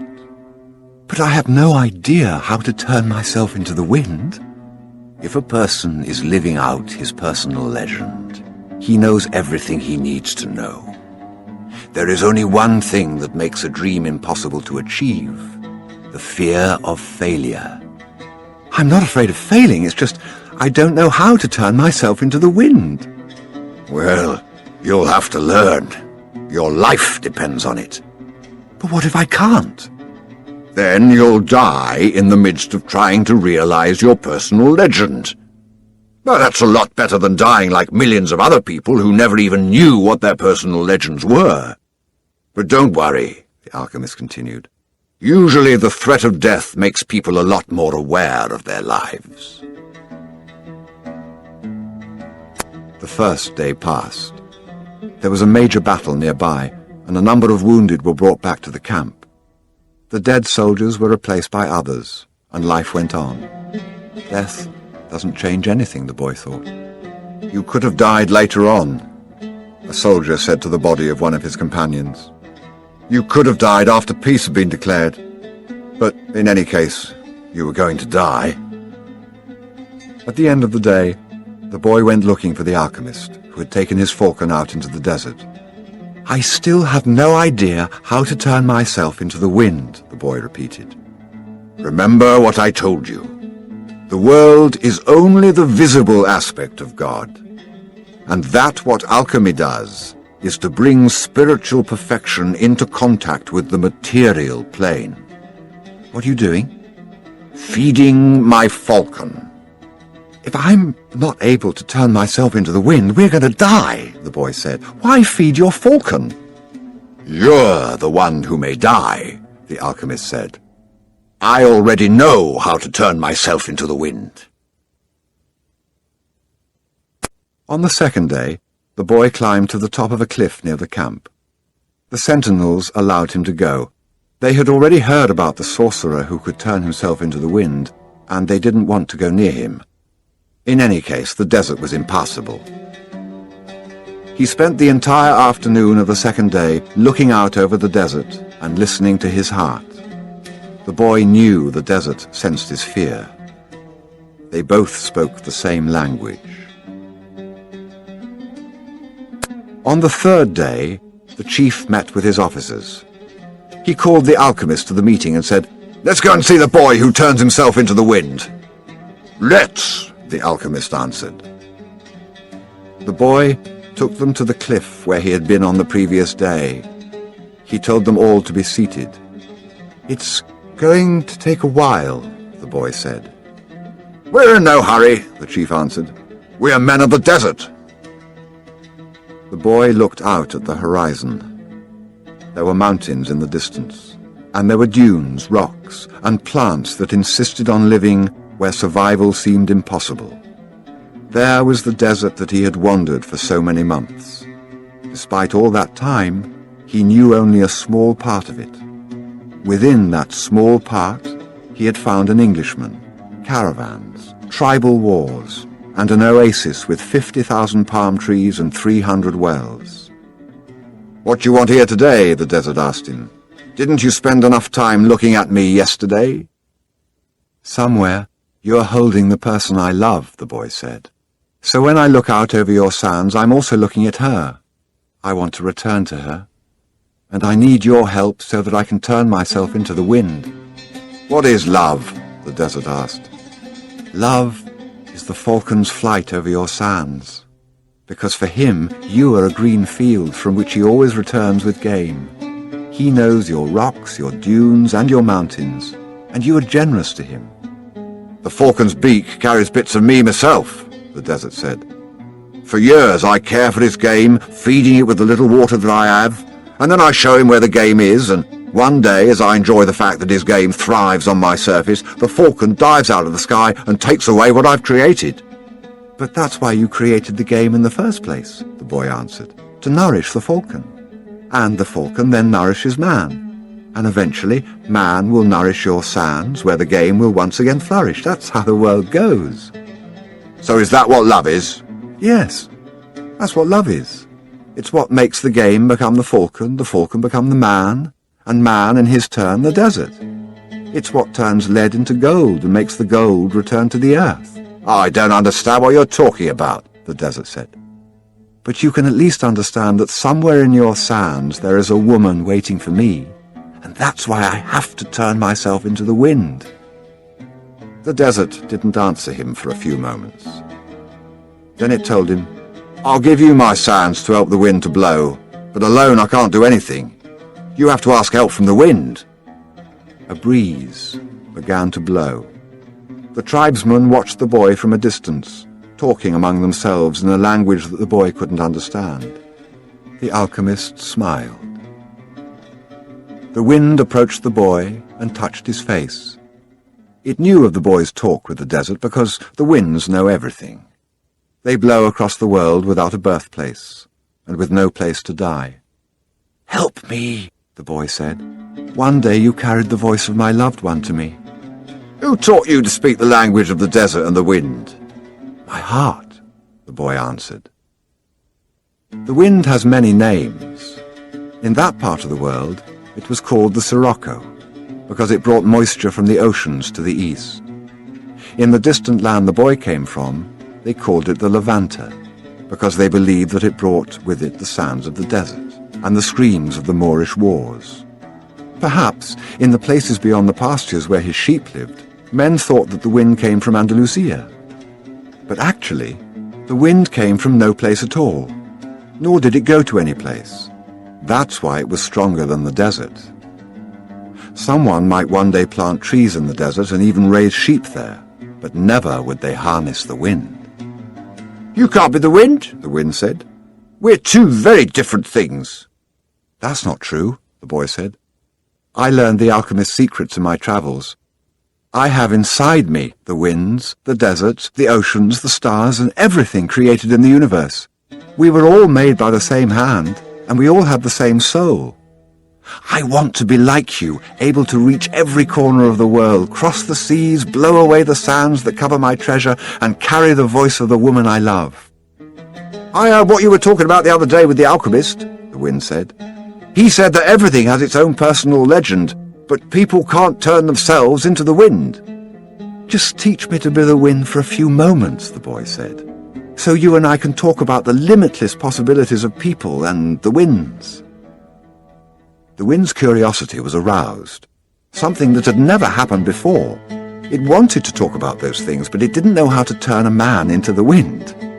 And look how many things the wind already knew how to do. It created deserts, sank ships, felled entire forests, and blew through cities filled with music and strange noises. It felt that it had no limits, yet here was a boy saying that there were other things the wind should be able to do. "This is what we call love," the boy said, seeing that the wind was close to granting what he requested. "When you're loved, you can do anything in creation. When you are loved, there's no need at all to understand what's happening because everything happens within you, and even men can turn themselves into the wind. As long as the wind helps, of course." The wind was a proud being, and it was becoming irritated with what the boy was saying. It commenced to blow harder, raising the desert sands. But finally, it had to recognize that, even making its way around the world, it didn't know how to turn a man into the wind. And it knew nothing about love. "In my travels round the world, I've often seen people speaking of love and looking towards the heavens," the wind said, furious at having to acknowledge its own limitations. "Maybe it's better to ask heaven." "Well then, help me to do that," the boy said. "Fill this place with a sandstorm so strong that it blots out the sun. Then I can look to heaven without blinding myself." So the wind blew with all its strength, and the sky was filled with sand. The sun was turned into a golden disk. At the camp, it was difficult to see anything. The men of the desert were already familiar with that wind. They called it the Simum, and it was worse than a storm at sea. Their horses cried out, and all their weapons were filled with sand. On the heights, one of the commanders turned to the chief and said, "Maybe we'd better end this." They could barely see the boy. Their faces were covered with the blue cloths, and their eyes showed fear. "Let's stop this," another commander said. "I want to see the greatness of Allah," the chief said with respect. "I want to see how a man turns himself into the wind." But he made a mental note of the names of the two men who had expressed their fear. As soon as the wind stopped, he was going to remove them from their commands, because true men of the desert are not afraid. "The wind told me that you know about love," the boy said to the sun. "If you know about love, you must also know about the soul of the world, because it's made of love." "From where I am," the sun said, "I can see the soul of the world. It communicates with my soul, and together we cause the plants to grow and the sheep to seek out shade. From where I am, and I'm a long way from the earth, I learned how to love. I know that if I came even a little bit closer to the earth, everything there would die, and the soul of the world would no longer exist. So we contemplate each other, and we want each other, and I give it life and warmth, and it gives me my reason for living." "So you know about love," the boy said. "And I know the soul of the world, because we've talked at great length to each other during this endless trip through the universe.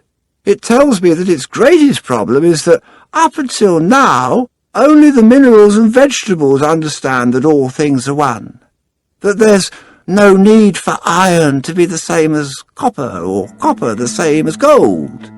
Each performs its own exact function as unique being, and everything would be a symphony of peace if the hand that wrote all this had stopped on the 5th day of creation. But there was a 6th day," the sun went on. "You are wise because you observe everything from a distance," the boy said. "But you don't know about love. If there hadn't been a 6th day, man would not exist. Copper would always be just copper, and lead just lead.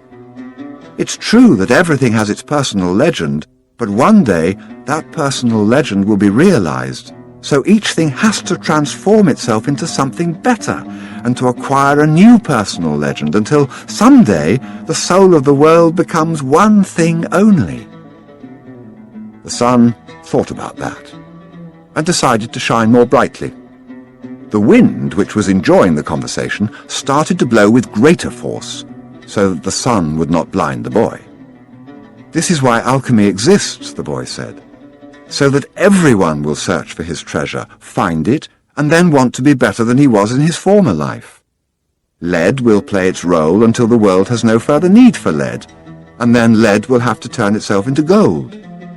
That's what alchemists do. They show that when we strive to become better than we are, everything around us becomes better too."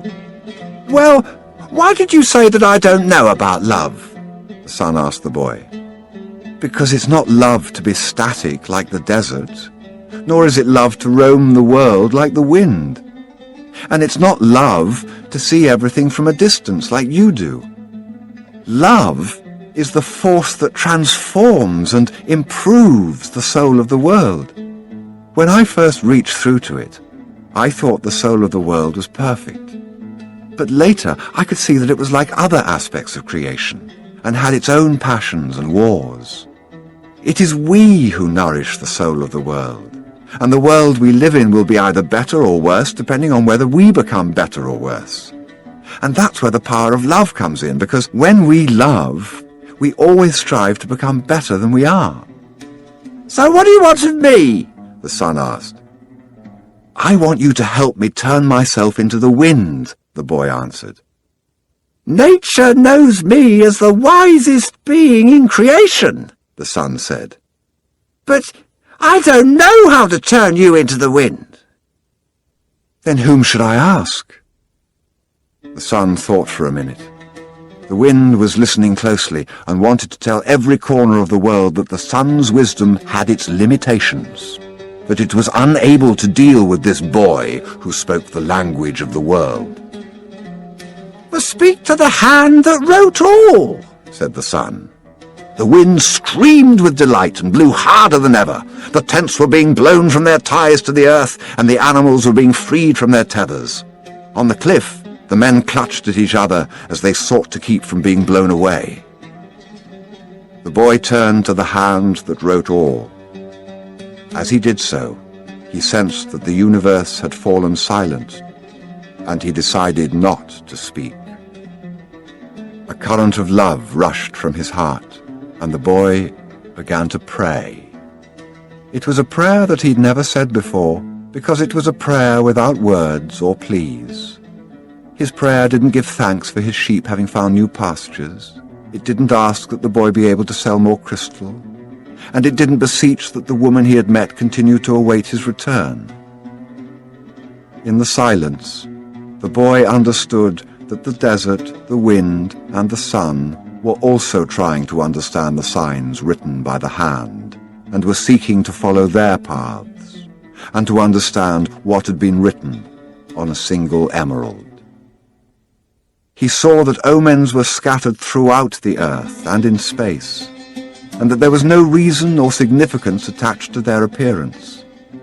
He could see that not the deserts, nor the winds, nor the sun, nor people knew why they had been created, but that the hand had a reason for all of this, and that only the hand could perform miracles, or transform the sea into a desert, or a man into the wind, because only the hand understood that it was a larger design that had moved the universe to the point at which 6 days of creation had evolved into a masterwork.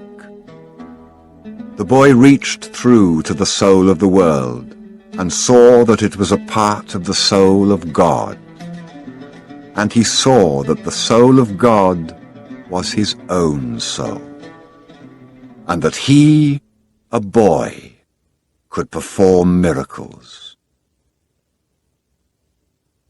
The Simum blew that day as it had never blown before.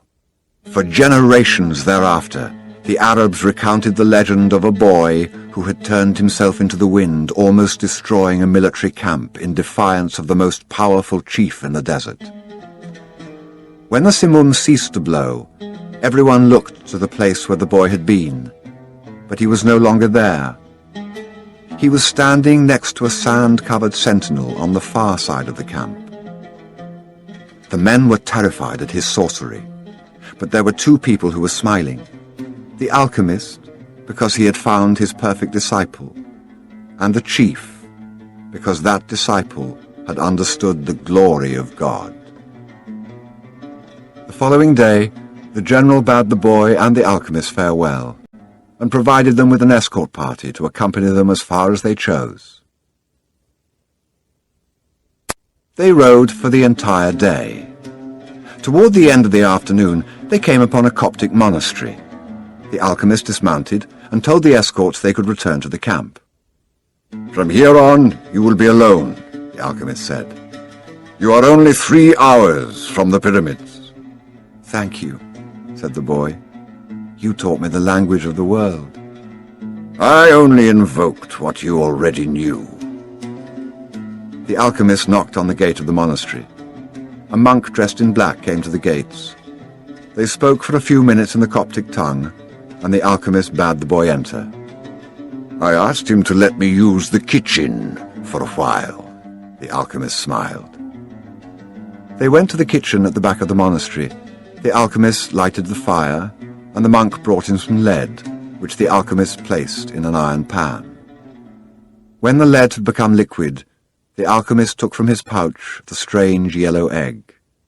He scraped from it a sliver as thin as a hair, wrapped it in wax, and added it to the pan in which the lead had melted. The mixture took on a reddish color, almost the color of blood. The alchemist removed the pan from the fire and set it aside to cool. As he did so, he talked with the monk about the tribal wars. "I think they're going to last for a long time," he said to the monk.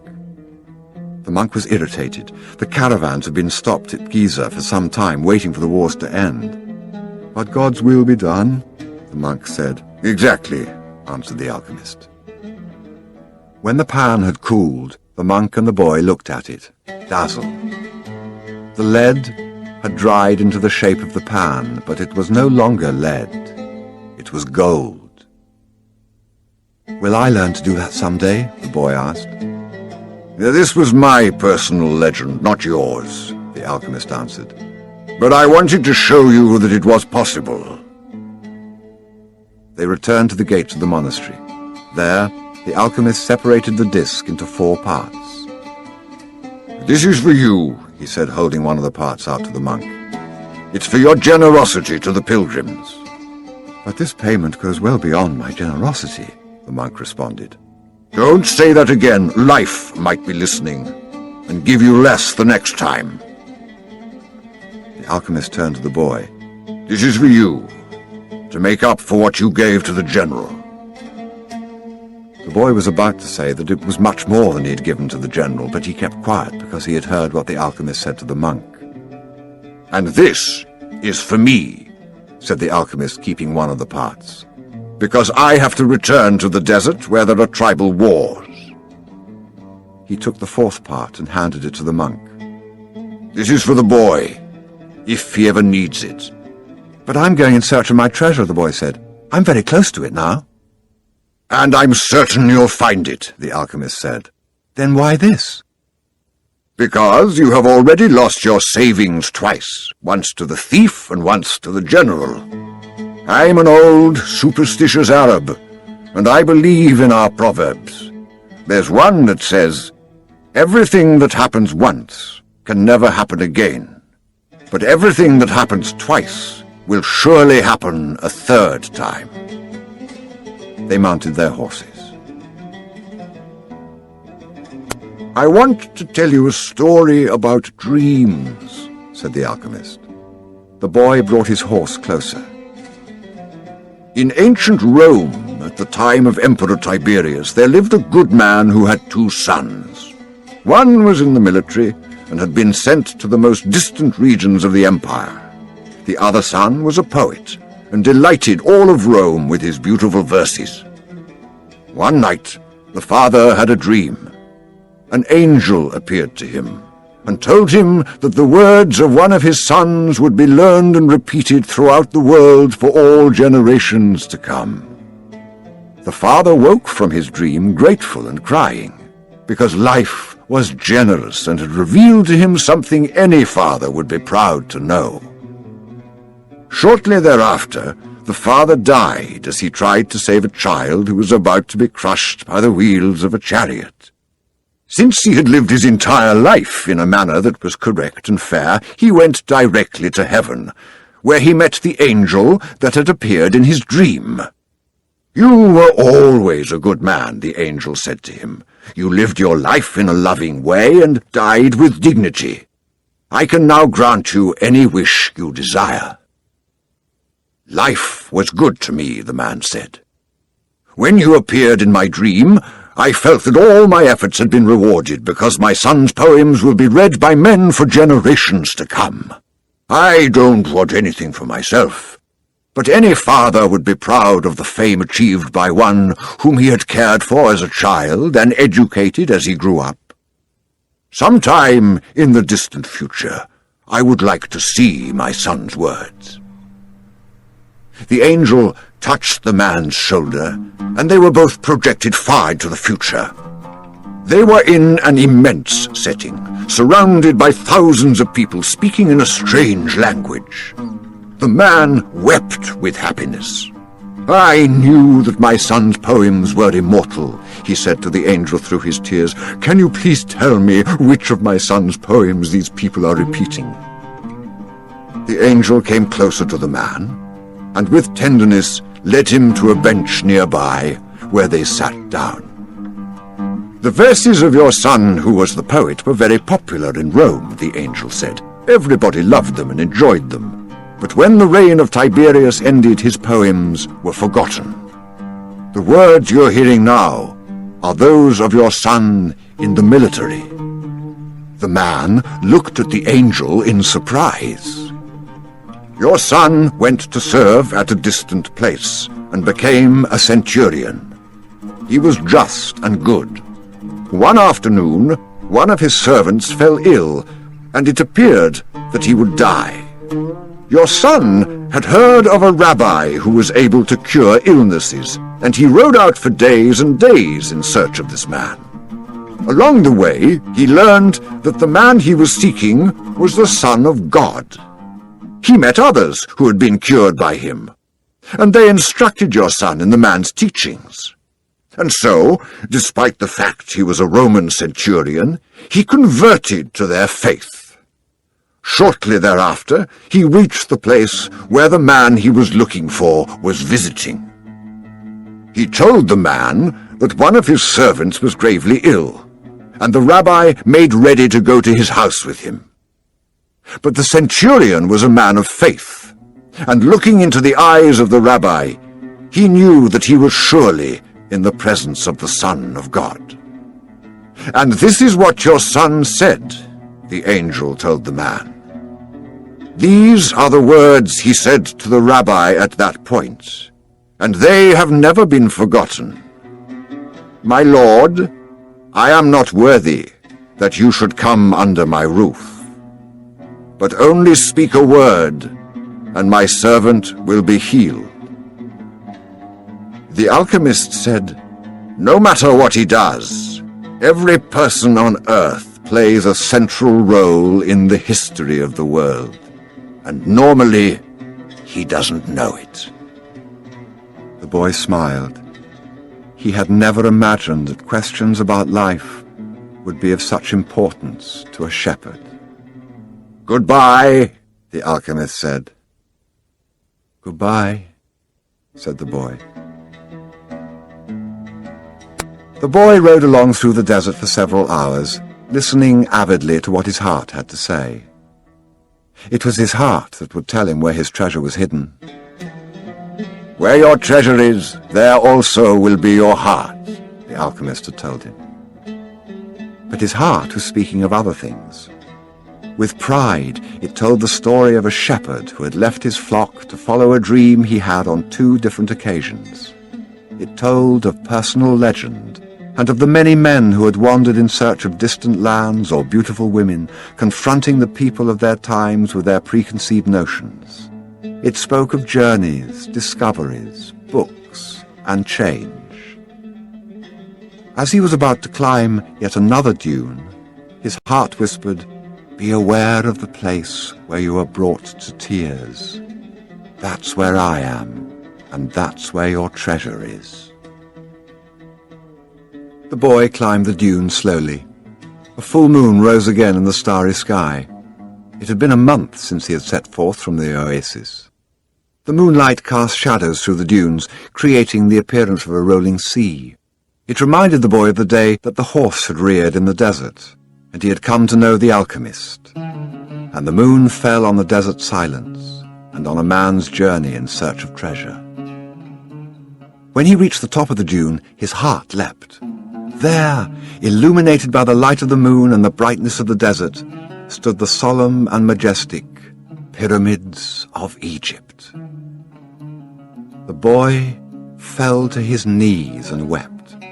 He thanked God for making him believe in his personal legend and for leading him to meet a king, a merchant, an Englishman, and an alchemist. And above all, for his having met a woman of the desert who had told him that love would never keep a man from his personal legend. If he wanted to, he could now return to the oasis, go back to Fatima, and live his life as a simple shepherd. After all, the alchemist continued to live in the desert, even though he understood the language of the world and knew how to transform lead into gold. He didn't need to demonstrate his science and art to anyone. The boy told himself that, on the way toward realizing his own personal legend, he had learned all he needed to know and had experienced everything he might have dreamed of. But here he was, at the point of finding his treasure, and he reminded himself that no project is completed until its objective has been achieved. The boy looked at the sands around him and saw that where his tears had fallen, a scarab beetle was scuttling through the sand. During his time in the desert, he had learned that in Egypt, the scarab beetles are a symbol of God. Another omen. The boy began to dig into the dune. As he did so, he thought of what the crystal merchant had once said, that anyone could build a pyramid in his backyard. The boy could see now that he couldn't do so if he placed stone upon stone for the rest of his life. Throughout the night, the boy dug at the place he had chosen, but found nothing. He felt weighted down by the centuries of time since the pyramids had been built, but he didn't stop. He struggled to continue digging as he fought the wind, which often blew the sand back into the excavation. His hands were abraded and exhausted, but he listened to his heart. It had told him to dig where his tears fell. As he was attempting to pull out the rocks he encountered, he heard footsteps. Several figures approached him. Their backs were to the moonlight, and the boy could see neither their eyes nor their faces. "What are you doing here?" One of the figures demanded. Because he was terrified, the boy didn't answer. He had found where his treasure was, and was frightened of what might happen. "We're refugees from the tribal wars and we need money," the other figure said. "What are you hiding there?" "I'm not hiding anything," the boy answered. But one of them seized the boy and yanked him back out of the hole. Another, who was searching the boy's bags, found the piece of gold. "There's gold here," he said. The moon shone on the face of the Arab who had seized him, and in the man's eyes the boy saw death. "He's probably got more gold hidden in the ground." They made the boy continue digging, but he found nothing. As the sun rose, the men began to beat the boy. He was bruised and bleeding. His clothing was torn to shreds, and he felt that death was near. "What good is money to you if you're going to die? It's not often that money can save someone's life," the alchemist had said. Finally, the boy screamed at the men, "I'm digging for treasure!" And although his mouth was bleeding and swollen, he told his attackers that he had twice dreamed of a treasure hidden near the pyramids of Egypt. The man who appeared to be the leader of the group spoke to one of the others. "Leave him. He doesn't have anything else. He must have stolen this gold." The boy fell to the sand, nearly unconscious. The leader shook him and said, "We're leaving." But before they left, he came back to the boy and said, "You're not going to die, you'll live. And you'll learn that a man shouldn't be so stupid. 2 years ago, right here on this spot, I had a recurrent dream too. I dreamed that I should travel to the fields of Spain and look for a ruined church where shepherds and their sheep slept. In my dream there was a sycamore growing out of the ruins of the sacristy, and I was told that if I dug at the roots of the sycamore, I would find a hidden treasure. I'm not so stupid as to cross an entire desert just because of a recurrent dream." And they disappeared. The boy stood up shakily and looked once more at the pyramids. They seemed to laugh at him, and he laughed back, his heart bursting with joy, because now he knew where his treasure was. The boy reached the small abandoned church just as night was falling. The sycamore was still there in the sacristy, and the stars could still be seen through the half-destroyed roof. He remembered the time he had been there with his sheep. It had been a peaceful night, except for the dream. Now he was here not with his flock, but with a shovel. He sat looking at the sky for a long time. Then he took from his knapsack a bottle of wine and drank some. He remembered the night in the desert when he had sat with the alchemist as they looked at the stars and drank wine together. He thought of the many roads he had traveled, and of the strange way God had chosen to show him his treasure. If he hadn't believed in the significance of recurrent dreams, he would not have met the gypsy woman, the king, the thief, or, well, it's a long list. But the path was written in the omens, and there was no way I could go wrong, he said to himself. He fell asleep, and when he awoke the sun was already high. He began to dig at the base of the sycamore. "You old sorcerer!" the boy shouted up to the sky. "You knew the whole story. You even left a bit of gold at the monastery so I could get back to this church." The monk laughed when he saw me come back in tatters. "Couldn't you have saved me from that?" "No," he heard the voice on the wind say. "If I had told you, you wouldn't have seen the pyramids. They're beautiful, aren't they?" The boy smiled and continued digging. Half an hour later, his shovel hit something solid. An hour later, he had before him a chest of Spanish gold coins.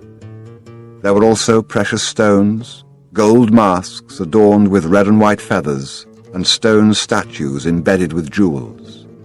The spoils of a conquest that the country had long ago forgotten, and that some conquistador had failed to tell his children about. The boy took out Urim and Thummim from his bag. He had used the stones only once, one morning when he was at a marketplace. His life and his path had always provided him with enough omens. He placed Urim and Thummim in the chest. They were also a part of his new treasure, because they were a reminder of the old king, whom he would never see again.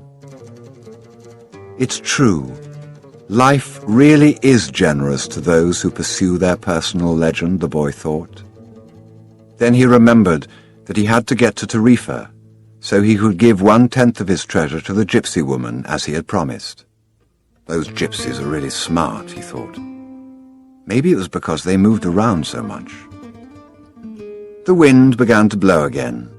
It was the Levanta, the wind that came from Africa. It didn't bring with it the smell of the desert, nor the threat of Moorish invasion. Instead, it brought the scent of a perfume he knew well, and the touch of a kiss that came from far away, slowly, slowly, until it rested on his lips. The boy smiled. It was the first time she had done that. "I'm coming, Fatima," he said.